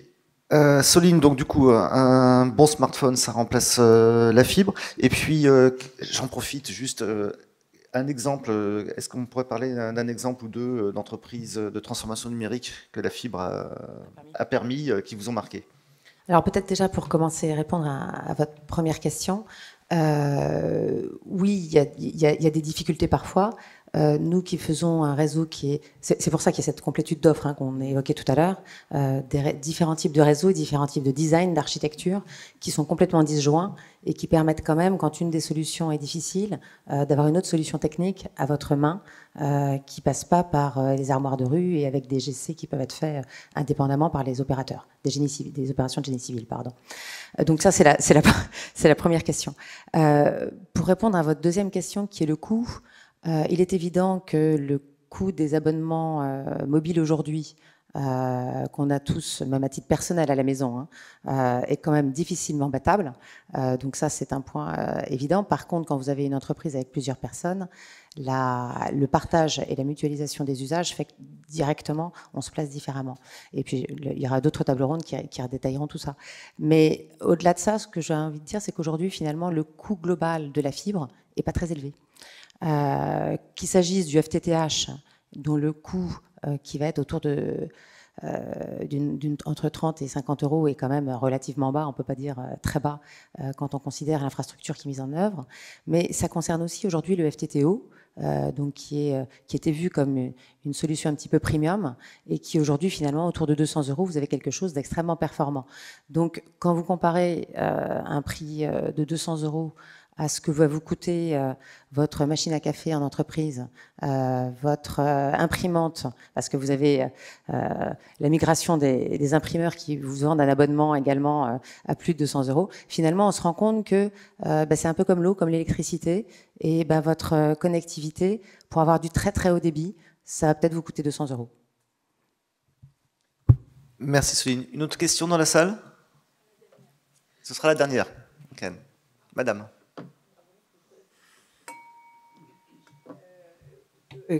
En début de carrière, j'étais à France Télécom. Ici, on est à France Stratégie. Je me souviens de l'arrivée des réseaux, ADSL, etc. etc. Et on a eu des débats poignants sur est-ce qu'il s'agit d'infrastructures comme les routes, ou bien est-ce qu'il s'agit de quelque chose qui doit être commercial? C'est la seconde option qui a été prise. Et quand je vous écoute, et compte tenu du fait qu'on est à France Stratégie, je me dis il faudrait revenir sur la question. Hier soir, il y avait sur France 5 un reportage, ceux qui l'ont loupé, allez le voir, vous l'avez peut-être vu, non, sur la cybersécurité. Ah oui. de très grande qualité, hein, franchement. Bon, moi, vous avez évoqué le boulanger, vous avez évoqué la comptabilité, etc. Et on essaye de pousser les gens vers plus vite, etc. Mais on dit, mais attendez, ce sont que des entreprises privées qui connaissent mes secrets à moi. Et on m'explique qu'on est pillé de partout. Que fait la police, quoi? Est-ce qu'on me protège quelque part? Et les réseaux, c'est le canal par lequel les drames peuvent arriver, être émis aussi, hein, mais arriver, etc., etc. Et je pense que dans les sujets qu'on aborde, autrefois, nous, on en parlait en tant que professionnels, mais c'était une affaire entre nous. Hein, mais maintenant, quand vous voyez sur France 5 le type d'émission qui a été diffusée, vous vous dites, ben, tout le public est touché. Et puis, accessoirement, je voudrais revenir sur cette histoire de privatisation et qui amène à faire en sorte que ceux qui installent les réseaux sont payés au lance-pierre, sont minutés dans leurs travaux, ils n'ont même pas le temps d'adresser la parole à qui que ce soit, et les résultats, c'est affreux, des trous à côté de là où il fallait les mettre, parce que c'était plus rapide de faire comme ça, etc., etc. Et ça, c'est un enfant de la privatisation, il me semble. Alors, c'est surtout pas moi qui vais vous apporter de la contradiction là-dessus. Je pense qu'on... Enfin, ouais, je pourrais pareil, ça pourrait faire un bon débat, mais en tout cas, si c'est les collectivités qui, très très tôt, se sont mis à déployer des réseaux à leur tour, c'est qu'elles ont compris qu'il y avait un trou béant, un gouffre. Dans la raquette, il n'y avait même pas de raquette d'ailleurs, et qu'il fallait vite reprendre la main. Bref, Soline, peut-être. Juste un mot pour vous dire que finalement, il y a quand même aussi des entreprises privées qui qui ne payent pas leurs équipes au lance-pierre, qui internalisent, non mais c'est important, qui internalisent et qui essayent de faire en sorte que chacun ait des conditions de travail qui soient respectueuses. Et je crois que nous aussi, on trouve ça très important. Donc merci d'avoir posé la question. Brice. Oui, là, ça va, il monte il marche, oui. Je pense que ce qui est important, j'ai bien entendu les deux propos sur les raccordements, je pense que s'adressant aux entreprises et aux opérateurs qui utilisent nos offres, finalement, le processus de raccordement qui a été mentionné, il est quand même important de le dire, c'est pas celui qu'on utilise. Donc c'est quand même important de l'avoir en tête hein, pour les raccordements des entreprises. Le processus, les sous-traitants et d'ailleurs très certainement le prix de cette sous-traitance n'a rien à voir souvent avec ce qui peut être utilisé et qui a été mentionné ici. En tout cas, pour ce qui concerne le Covage, on a vraiment des processus qui sont, somme toute, très spécifiques. Et peut-être juste sur le mobile, je pense que on peut pas ou on peut difficilement comparer des technologies type fixe et des technologies type mobile, parce que par nature, en fait, le mobile, il n'est pas déterministe. Dès lors que vous allez vous déplacer, dès lors que vous allez être en mouvement, il va se passer un certain nombre de choses. Vous allez être dans des poches avec beaucoup de trafic, donc votre capacité elle est propre, elle va s'écrouler, etc. Là où finalement la fibre, notamment, a une approche déterministe. Une fois que vous avez un service, il est stable, notamment dans le temps. Voilà. Mais effectivement, cette histoire de stock, je suis d'accord, Ariel, on pourrait en parler énormément, et avec Olivier également. Mais à nouveau, les processus de raccordement pour les entreprises, en tout cas chez Covage, ils sont dédiés, spécifiques, et certainement pas au coût qui a été évoqué ici. Merci beaucoup donc à tous les quatre pour avoir participé à l'animation de cette table ronde. Je passe tout de suite la parole donc à Anne pour annoncer la suite du menu du programme de la matinée. Merci.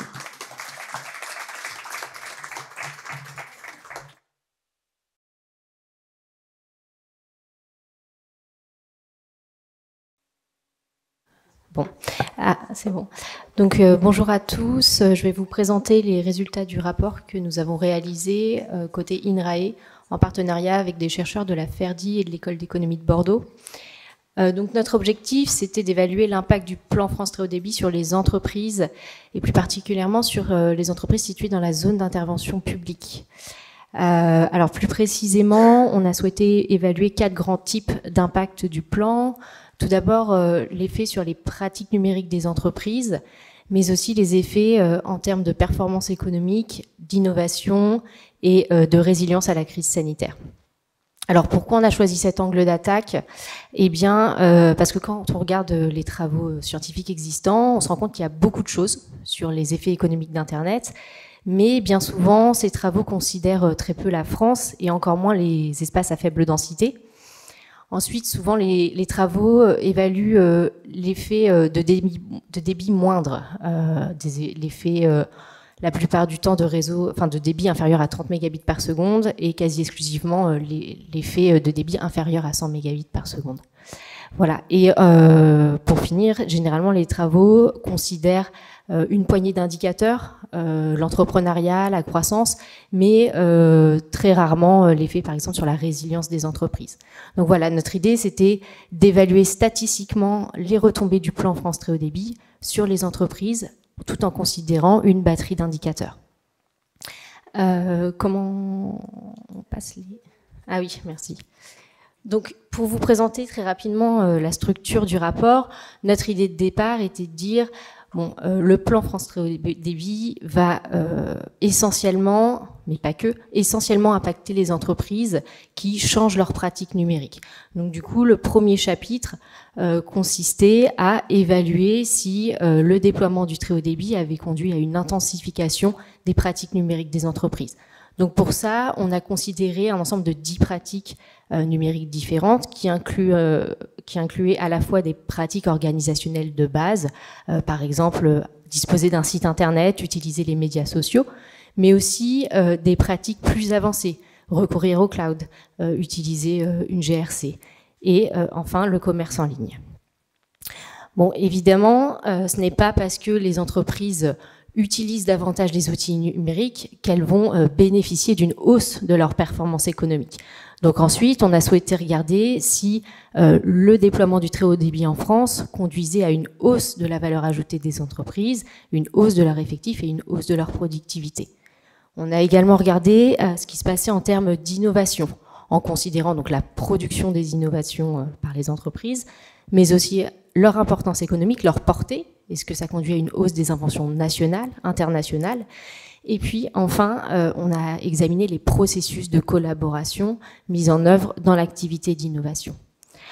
Enfin, donc au cours du projet est arrivée la crise sanitaire et donc finalement, on a réalisé une étude supplémentaire afin de voir si les entreprises qui bénéficiaient d'un accès au très haut débit avaient mieux résisté à la crise sanitaire, donc en termes d'activité, en termes d'effectifs et en termes d'optimisme économique. Donc pour vous donner quelques éléments de cadrage de l'étude, comme je vous l'ai dit, concernant la temporalité de l'étude, on a choisi volontairement de mener des analyses séparées pour la période pré- et post-Covid. Donc, pour des raisons de disponibilité des données, mais aussi parce que, d'après nous, ça ne faisait pas sens de combiner les deux périodes. On a mené donc la plupart des études sur la période pré-Covid. Donc, le chapitre sur les pratiques numériques, sur les performances économiques et sur l'innovation porte sur la période qui va de 2013 à 2018-2019. Alors, à l'époque, les déploiements de fibres étaient encore relativement limités jusqu'en 2018-2019, notamment dans la zone d'intervention publique.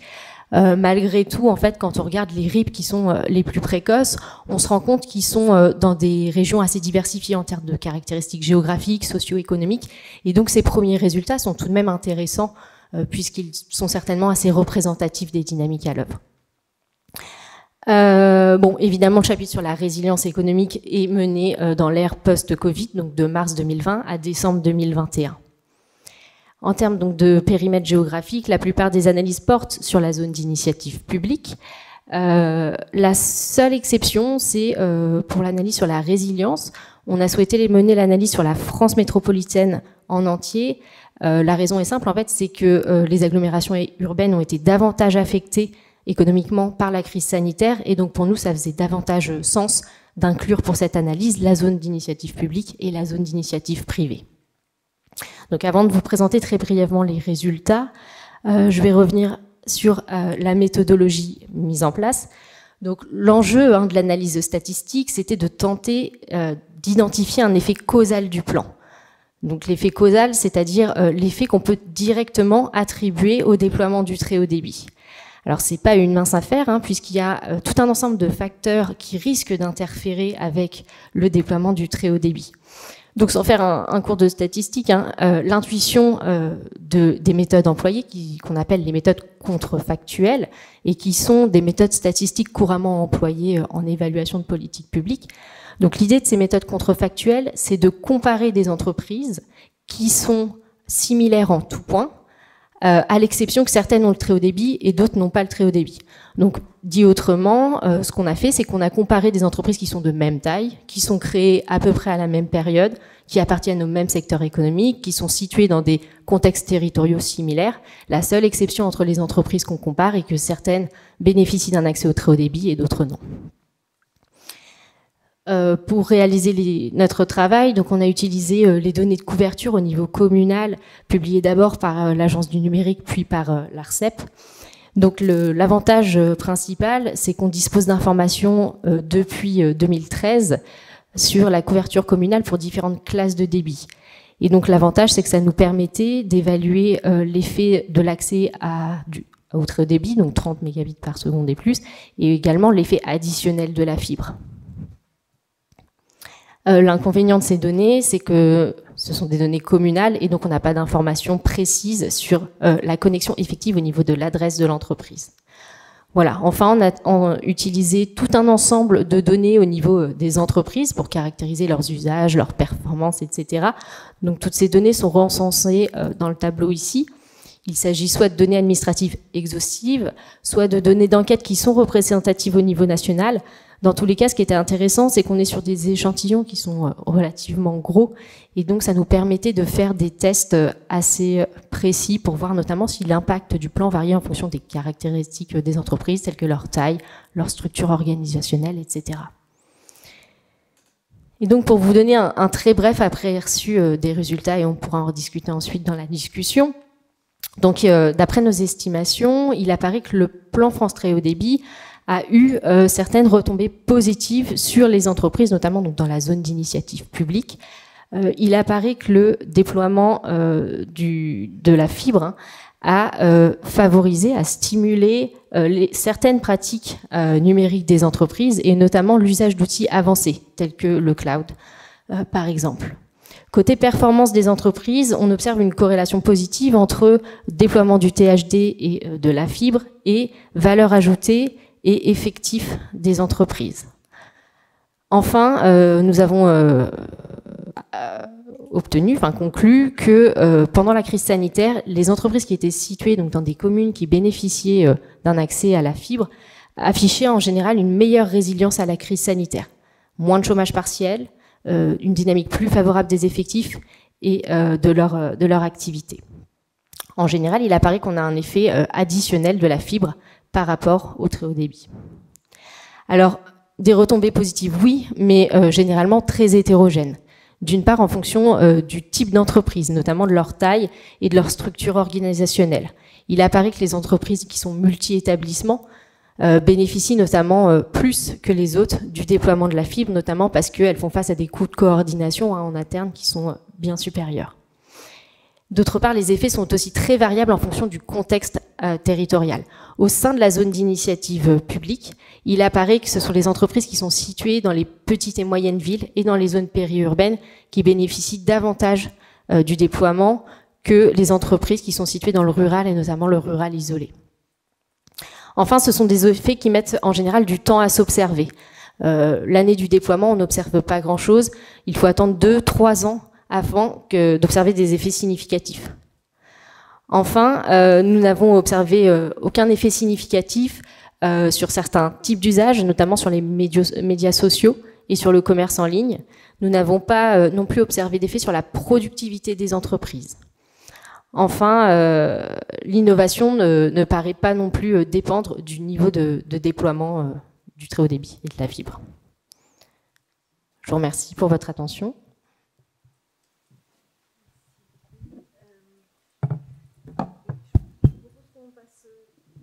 Qu'on passe tout de suite à ta présentation, Clément, et puis on prendra les questions, pour que vous ayez une vision d'ensemble de ce qui a été trouvé.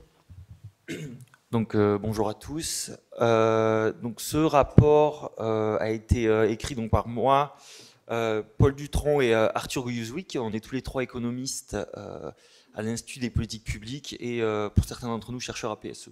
Je dois dire que maintenant je suis associé au CREST, je viens de changer d'emploi, donc si jamais ils regardent le replay, ils seront contents que je les mentionne. Exactement, mais c'est en tant que co-créateur de l'IPP et pas de mon affiliation personnelle. Bref, c'est compliqué. Donc voilà, donc là, nous, on avait également... l'objet du rapport, c'est vraiment une évaluation microéconométrique au sens où on s'appuie sur l'observation d'entreprises, de salariés ou de communes, des effets du plan France Très Haut Débit. On s'est intéressé en fait à 3 ensembles de variables qui correspondaient aussi un petit peu à 3, j'ai envie de dire, niveaux d'analyse. On avait donc les 3 ensembles de variables auxquels on s'est intéressé. Ils recoupent un peu ce qu'a présenté Chloé. Il y avait d'abord le comportement et les performances des entreprises, mais pour être complémentaire avec le rapport de Chloé, on s'est plutôt focalisé sur la localisation, la création d'emplois et en fait un peu la dynamique du marché du travail. On s'est aussi intéressé au marché immobilier local, quel est l'effet un petit peu de l'accessibilité à la fibre. Il y a une littérature internationale assez active sur ce sujet, donc on a essayé de contribuer à ça. Et enfin, une thématique plutôt transformation du travail, auto-entrepreneuriat. En fait, est-ce que la fibre, le déploiement de la fibre permet à de nouvelles formes de travail d'émerger?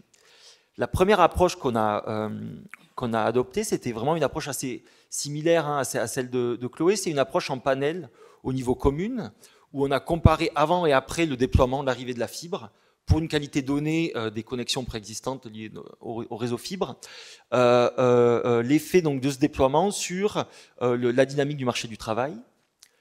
On a ensuite développé une analyse un petit peu plus fine, à la fois en coupe, c'est-à-dire on compare des unités voisines les unes des autres, et en panel, avant et après. Un niveau fin au niveau de la parcelle cadastrale. Et là, c'est ce qu'on a pu exploiter, en fait, le fait que le déploiement de la fibre a donné lieu à des discontinuités assez persistantes au cours du temps.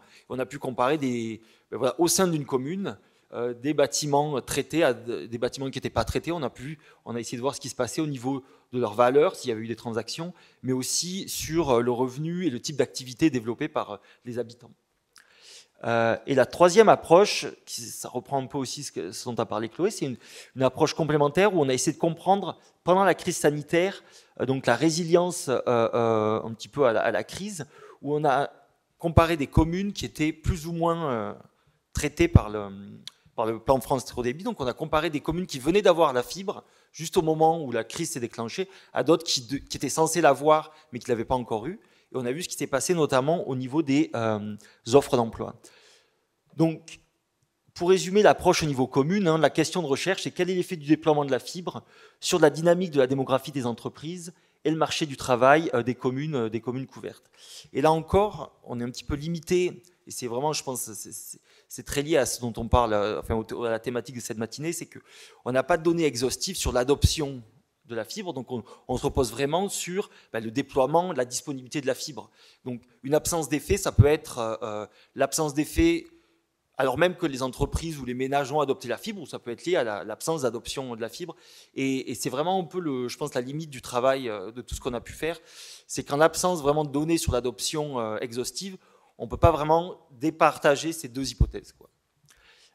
Donc l'analyse, c'est une analyse en panel au niveau commune, et on s'est reposé sur les données de l'ARCEP pour avoir analysé la donnée fibre. On a un petit peu utilisé des données de l'INSEE pour caractériser les communes, etc. Et on a utilisé des données de l'ACOS, de Pôle emploi et de l'INSEE pour la démographie des entreprises. Et l'échantillon, nous, on était un peu plus global, même si on a fait une sous-analyse au niveau des RIP, mais on a pris toutes les communes françaises qui ont été couvertes par la fibre sur la période entre 2015 et 2019. Donc ça, c'était pour la première approche. La deuxième, donc, il se focalise sur le rôle de la connectivité dans la crise Covid. Voilà, on s'est posé la question assez simple, le THD a-t-il permis d'amortir une partie des effets négatifs de la crise via plusieurs canaux dont on en a dû parler, plus de télétravail, développement d'activités moins intensives en contact avec le click and collect, ce genre de choses. Et donc là, vraiment, on a comparé des évolutions entre 2020 et 2019, mois par mois, de ce qui se passait au niveau de l'activité des entreprises dans ces villes-là. Et bien sûr, il y a un risque un peu d'endogénéité, c'est-à-dire c'est difficile de comparer des villes couvertes à pas couvertes parce que elles peuvent différer dans de plein de dimensions qu'on ne capture pas vraiment dans les données. Et la stratégie qu'on a adoptée, c'était vraiment de prendre en fait le planning de déploiement de la fibre et de comparer les villes qui avaient été couvertes en 2019 à celles qui devaient l'être en 2019 ou début 2020 et qui ne l'avaient pas été. Donc ça permet en fait d'obtenir une sorte de groupe de contrôle beaucoup plus comparable et un groupe de traitement et de contrôle qui sont beaucoup plus comparables. Et on voit d'ailleurs qu'avant la crise, elles avaient des caractéristiques et des trajectoires assez similaires. Et enfin, le troisième... Hop, j'ai bien visé. La troisième approche, c'était vraiment de voir si ces différences de déploiement de la fibre au sein des communes, donc là jusqu'à présent je vous parle vraiment c'était vraiment entre communes, parce que c'était à ce niveau-là qu'on mesurait le déploiement du plan France très haut débit. Là c'était au sein de ces communes, l'ARCEP a des données très détaillées au niveau immeuble, et on a essayé de voir en fait, en exploitant ces différences entre des parcelles cadastrales traitées, enfin, voisines en fait, qui étaient couvertes par des points de mutualisation, où il y avait eu le déploiement, et celles qui sont pas loin, qui sont comparables et qui n'ont pas été traitées. Et on a essayé donc de s'intéresser un peu à ce qui se passait, non seulement du point de vue de l'immobilier, probabilité de mutation, prix au mètre carré, mais également du point de vue de l'activité locale. Est-ce qu'on voit des implantations d'entreprises dans des secteurs plus ou moins intensifs, dont on sait qu'ils sont plus ou moins intensifs en numérique, et également, en utilisant des données fiscales assez fines, est-ce qu'on voit qu'au niveau des revenus d'activité, il y a plus de revenus d'origine entrepreneuriale, donc ce qu'on appelle des bénéfices industriels et commerciaux. Et donc, j'avais fait une partie très courte sur les résultats parce qu'on m'avait dit qu'il ne fallait pas spoiler le rapport qui va sortir d'ici un mois. Donc là, il y a tous les résultats de l'ensemble du rapport. Donc c'est un peu dense, mais rapidement. Donc, au niveau communal, on voit en fait un effet positif, mais assez modéré sur la création d'entreprises, sans qu'on voit d'effet net sur l'emploi salarié. En revanche, on voit une baisse du taux de chômage. Et donc, un peu l'interprétation qu'on a, c'est que ces effets un petit peu limités, mais quand même intéressants, c'est que le déploiement de la fibre a permis la création de certaines entreprises, plutôt des entreprises individuelles qui n'ont pas d'employés, mais on voit en fait un petit peu au bout de quelques années un effet sur le marché du travail en termes de taux de chômage. Quand on se focalise sur la crise sanitaire, donc on s'est intéressé à des données qui sont, j'ai envie de dire, qui réagissent à court terme. L'emploi, on sait que l'emploi en mars et en avril 2020, quand il y a des millions et des millions de salariés qui sont en activité partielle, c'est pas forcément une bonne mesure de l'activité locale.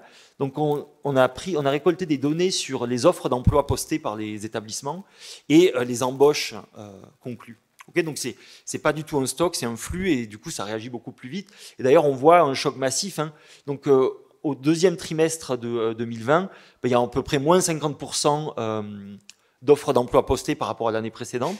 Mais on voit que cet écart-là est moins élevé dans les communes, au sein de notre groupe de traitement, de notre échantillon d'estimation. On voit que parmi les communes traitées, ce choc est de moins 40% plutôt que de moins 50%.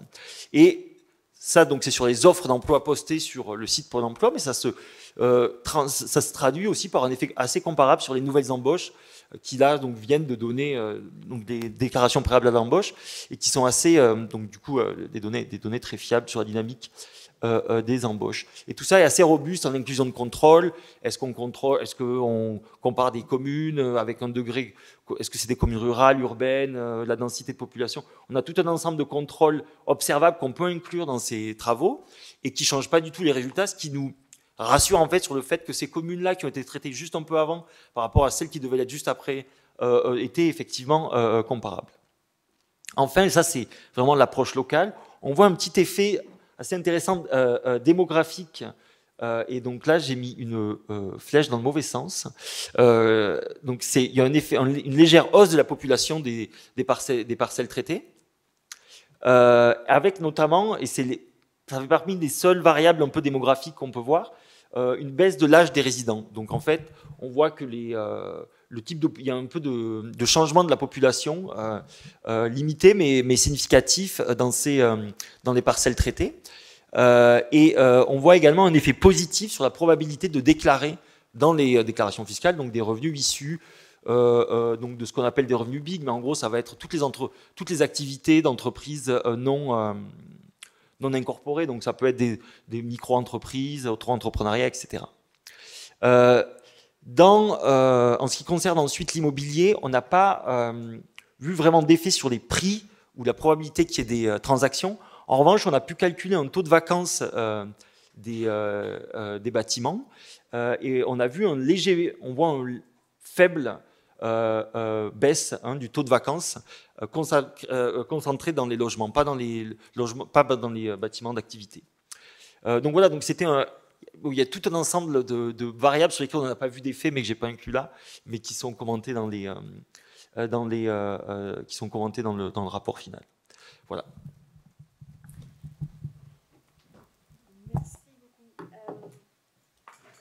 Oui, on va prendre quelques questions parce que je pense que voilà, vos résultats sont quand même relativement inédits et je pense que ça doit susciter quelques réactions.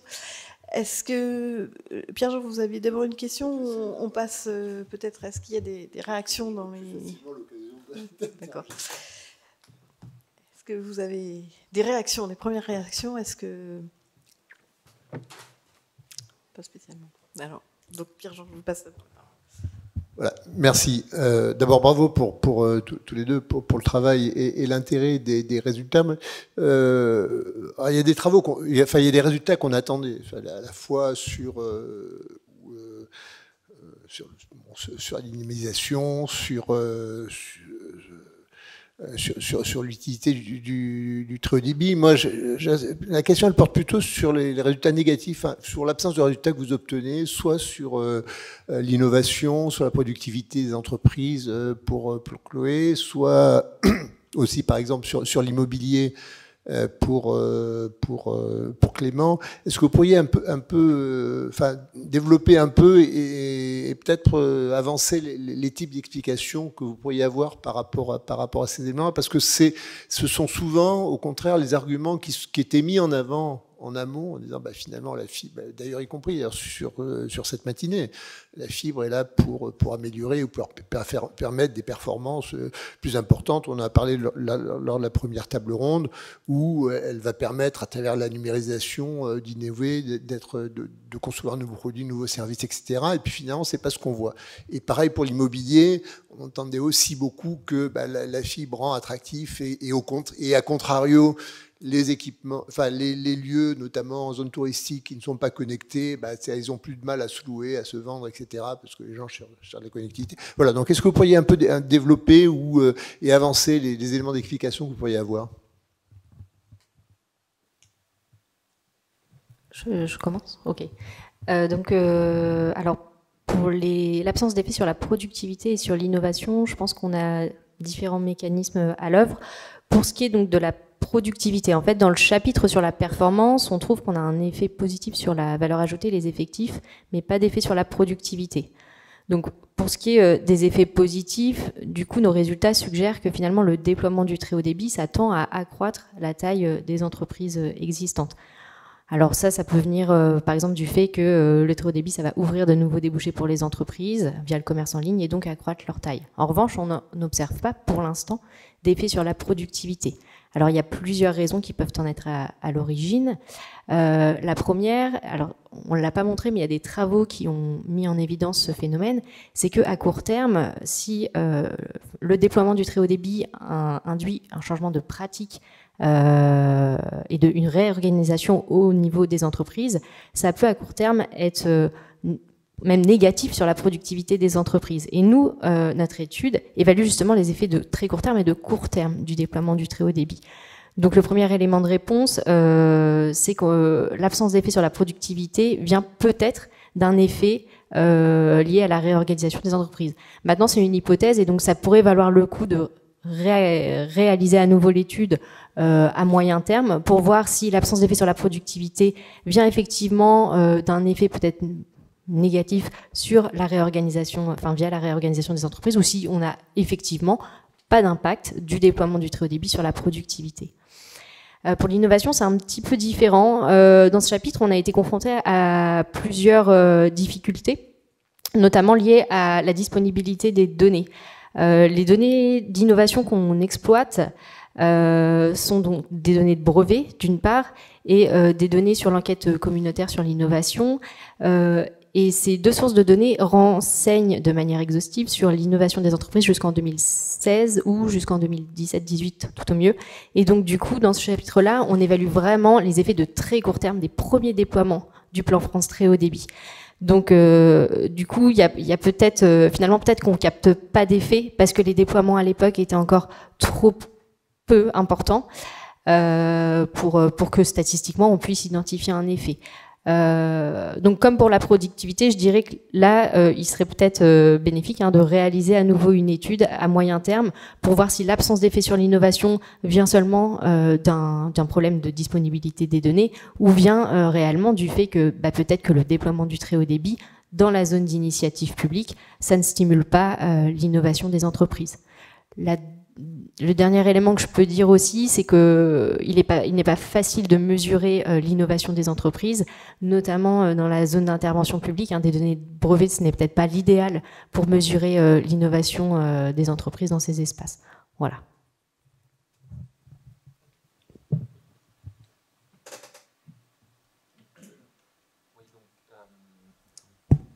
Oui, concernant donc l'immobilier, on avait en plus des espoirs parce qu'il y a quand même pas mal de travaux, donc plutôt au Royaume-Uni, qui montrent qu'il y a bien une sorte de capitalisation des bénéfices de l'accès au débit dans les prix de l'immobilier. Et d'ailleurs, ça a été utilisé pour calculer un petit peu le rendement social des différents plans, avec vraiment un rendement de la vitesse, plus c'est rapide et plus les gens ont une disposition à payer élevée. Donc il y a je pense qu'il y a peut-être deux éléments qui pourraient expliquer nos résultats jusqu'à présent. Peut-être trois ensembles d'éléments. Le premier, c'est que donc on regarde quand même des discontinuités dans l'accès qui durent assez longtemps. Donc on prend des parcelles cadastrales, des points de mutualisation qui sont proches d'un autre et où la différence il y a au moins entre 18 mois et 3 ans. Donc un minimum de 18 mois d'écart d'accès. Ce qui n'est pas clair, c'est dans quelle mesure ces écarts, cet écart et donc ce non-accès qui a persisté, c'était lisible par les agents. Et donc la plupart des gens, je pense, s'attendaient. Donc là, j'ai plutôt des évidences, on va dire anecdotales, mais où les gens s'attendaient à ce que le déploiement ait lieu. Il a mis plus longtemps que prévu, mais les gens avaient des anticipations que ça allait arriver bientôt, et donc même si dans les faits l'écart de rapidité a été long et persistant, il n'était pas perçu comme tel. Donc ça pourrait être une possibilité. La deuxième, c'est que on est quand même dans des endroits où, ça dépend des endroits, mais il y a quand même pas mal d'endroits où le réseau cuivre avait été déjà d'une qualité, on va dire, acceptable. Et donc, du coup, ça pose la question, est-ce qu'il n'y a pas des rendements un petit peu décroissants de la vitesse, surtout si on pense à des activités plutôt touristiques, pas forcément très intensives en uploading de données, etc. Donc ça, c'est quelque chose qu'on n'a pas, qu'on aurait pu regarder et qu'on regardera peut-être dans l'avenir. Et le troisième point, c'est qu'on n'a pas eu aussi, et ça fait un peu écho à notre étude sur la résilience, on n'a pas eu accès aux données post-Covid sur le marché de l'immobilier. Or, ce qui ressort, et c'est un résultat que j'avais pas inclus dans la dernière slide, c'est qu'on a vu aussi le développement du télétravail de façon différenciée en fonction de si on est couvert ou pas par la fibre dans le monde post-Covid. Et ça, on a pas mal de raisons de penser que ça peut affecter les dynamiques du marché immobilier. Et donc, j'ai envie de dire un peu, c'est une affaire à suivre. Et maintenant on vient d'avoir, mais ça, depuis quelques semaines, les données pour tout 2020 et tout 2021. Et donc, c'est quelque chose qu'on va regarder attentivement parce que ça laisse présager quand même, quand on voit le développement du télétravail dans certains territoires, dans les données administratives auxquelles on avait accès, donc ça s'est beaucoup développé en RIP, alors que c'était quasiment inexistant si on regarde les données d'enquête pré-Covid, enfin pas inexistant, mais on va dire marginal. Donc ça laisse à présager qu'il y a eu peut-être un vrai changement de régime et donc un changement dans les effets du plan, en fait, du fait de la crise, quoi. Voilà. Merci. Est-ce qu'il y a une question? Oui, à plusieurs. Bon, alors on va essayer de prendre 3 questions courtes pour vous laisser une petite pause avant la deuxième table ronde. Oui, j'ai une question courte. Est-ce que par rapport à l'effet de développement que vous avez mesuré, vous avez regardé s'il y avait des effets d'exclusion, s'il n'y avait pas d'accès à la fibre, c'est-à-dire des entreprises qui se retrouvaient à perdre de la valeur, du chiffre d'affaires, si elle n'est pas, à défaut de ne pas voir massivement d'effets de développement. Alors, peut-être que tu pourras compléter. Du coup, nous, non, on n'a pas regardé ça spécifiquement. Maintenant, l'effet qu'on mesure, par exemple, sur la valeur ajoutée ou les effectifs, ça va être l'effet net du déploiement. Donc, du coup, si d'un côté, les entreprises qui bénéficient de l'accès au très haut débit ont un gain et qu'à côté, celles qui n'ont pas accès au très haut débit ont une perte, les deux phénomènes vont contribuer à donner un effet positif au déploiement. Est-ce que je suis claire ? Du coup, on n'a pas différencié ces deux effets. Nous, on mesure l'effet net qui peut résulter à la fois d'un effet positif du déploiement et d'un effet négatif de l'absence de déploiement.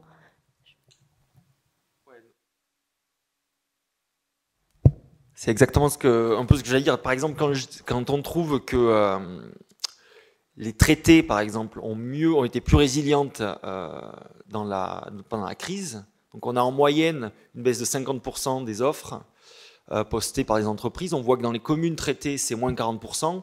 Une autre façon d'interpréter les résultats, c'est de dire que les non traités ont eu moins 50% au lieu de moins 40% si elles l'avaient eu, quoi.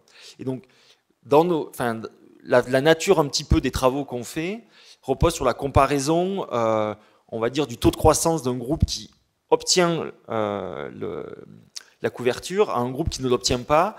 Et dès lors, ce qu'on a, voilà, c'est la somme de ces deux effets. On pourrait, et c'est quelque chose qu'on n'a pas fait mais qui serait intéressant, et je pense que peut-être c'est plus directement en relation avec votre question, on pourrait regarder l'effet pour une commune d'être entourée de territoires couverts et de ne pas l'être soi-même.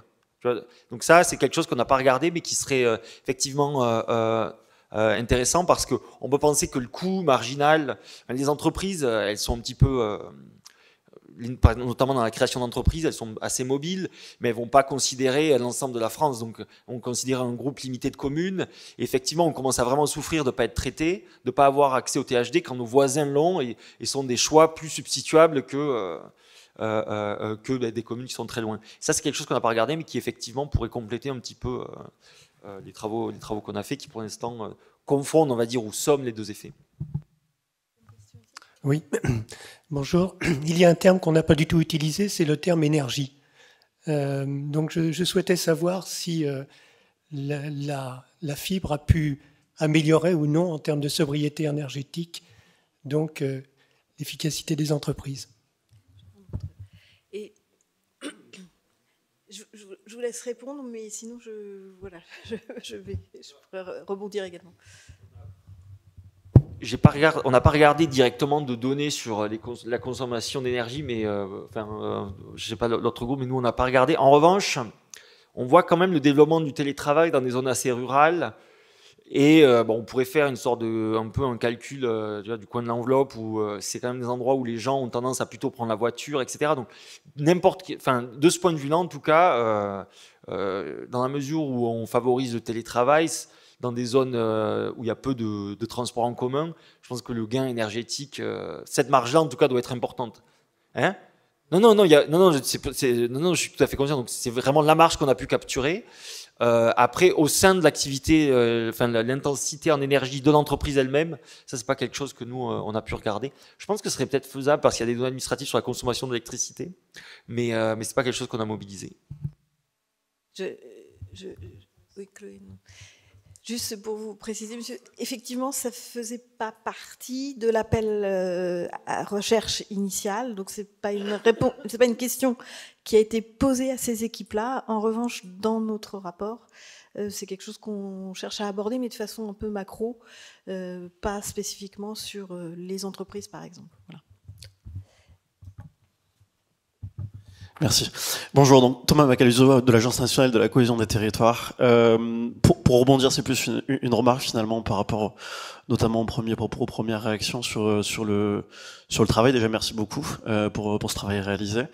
Moi, je trouve au contraire du coup que les premiers résultats que vous présentez ici remettent bien la fibre optique quelque part à sa place. C'est-à-dire, on parlait du coup là d'effets qu'on pouvait attendre, etc., et où finalement c'est pas très visible, où il y a une absence d'effet, où c'est plutôt, notamment sur l'innovation, on parle d'innovation, de la productivité des entreprises, etc. Quand j'ai du coup remettre la fibre optique quelque part à sa place, l'innovation et quelque part l'innovation dans une entreprise en fait ne se décrète pas. Enfin, et en fait, ça remet quelque part en avant le fait que la fibre optique quelque part est un outil du coup d'infrastructure effectivement extrêmement puissant, extrêmement efficace du point de vue en fait de cette technologie-là. Mais ça repose en tout cas la question et l'enjeu du coup de la manière en fait dont on se saisit après derrière de cet outil-là, de cette infrastructure-là, du sens qu'on lui donne en fait, effectivement par le prisme du coup des entreprises ici. Et puis plus largement du coup sur la manière en fait dont sociétalement en fait on va s'en servir aussi d'ailleurs. Donc ça remet quelque part, ça replace, je trouve du coup de manière assez intéressante le statut quelque part de cette infrastructure là qui est déployée ici. Et puis dernière petite remarque sur les résultats et sur la discussion tout à l'heure. Moi je trouve que du coup c'est une très bonne nouvelle le fait que la fibre optique n'augmente pas le prix de l'immobilier. Ça permettra du coup peut-être à certains jeunes du coup de s'installer plus facilement en zone rurale avec une connectivité importante qui leur permettra peut-être de télétravailler et de développer des activités dans ces territoires. Merci à vous. Oui, juste peut-être avant de conclure, Chloé, je crois que vous aviez quand même un petit peu essayé de regarder quels étaient les environnements, l'écosystème dans lequel, enfin, si ça pouvait faciliter la question de l'adoption par l'entreprise, je crois, dans vos travaux. Oui, alors le principal résultat qu'on obtient par rapport au contexte territorial, c'est celui que j'ai évoqué tout à l'heure, en fait. Souvent, on entend en tout cas que le déploiement du très haut débit, ça va être extrêmement favorable dans des espaces à faible densité. Et en fait, on obtient des effets qui sont assez hétérogènes, avec finalement au sein de la zone d'intervention publique, les grands gagnants du numérique sont finalement les petites et moyennes communes et les espaces périurbains. Finalement, alors peut-être que le Covid a changé la dynamique à l'œuvre, ça c'est trop tôt pour le vérifier, mais en tout cas ce qu'on observe dans les travaux qui sont conduits jusqu'en 2018-2019, c'est que dans les espaces qui sont à très faible densité, qui sont dans des contextes économiques compliqués, où il y a peu d'aménités naturelles, finalement, le déploiement du très haut débit dans ces espaces n'est pas d'un grand secours. Alors, il y a plusieurs mécanismes qui peuvent expliquer ça. Généralement, on est dans des territoires où, justement, le déploiement du très haut débit ne va pas se traduire en termes de changement de pratique. Notamment, alors, il y a plusieurs mécanismes, mais déjà, on peut être dans des contextes culturels où on est assez loin du numérique et des pratiques numériques et où, du coup, les politiques de médiation numérique vont jouer un rôle particulièrement important. On est aussi dans des territoires où, finalement, si on est peu entouré d'usagers du numérique, finalement, on a soi-même peu d'intérêt à utiliser le numérique. Finalement, si vos relations sociales n'utilisent pas les médias sociaux, finalement, pour vous, à quoi bon les utiliser ? Et puis sur la performance, on se rend compte aussi que dans ces espaces, des fois on suppose que l'arrivée du très haut débit va permettre d'ouvrir les débouchés et puis de commercer en ligne. Mais finalement, l'arrivée du très haut débit dans ces espaces, c'est un peu à double tranchant. Ça, c'est un résultat qui est très connu en économie. Finalement, ça peut vous donner des opportunités de commercer en ligne, mais finalement, si le très haut débit vous permet de commercer en ligne, ça vous expose aussi sacrément à de la concurrence. Et donc, du coup, si vous êtes une entreprise, le très haut débit arrive dans votre commune, puis finalement, vous ne vous en saisissez peut-être pas, les gens autour de vous, vos consommateurs potentiels, eux peuvent s'en saisir et aller consommer auprès de producteurs urbains, par exemple, qui vont produire d'autres types de biens. Et donc, du coup, ça, c'est un effet, finalement, le déploiement du très haut débit dans certaines communes à très faible densité peut, dans certains cas, avoir des effets délétères aussi. Je propose, c'est de poursuivre avec la table ronde numéro 2 après 4 minutes de pause, 5 minutes de pause. Vous avez les sanitaires qui sont donc juste derrière, et puis voilà.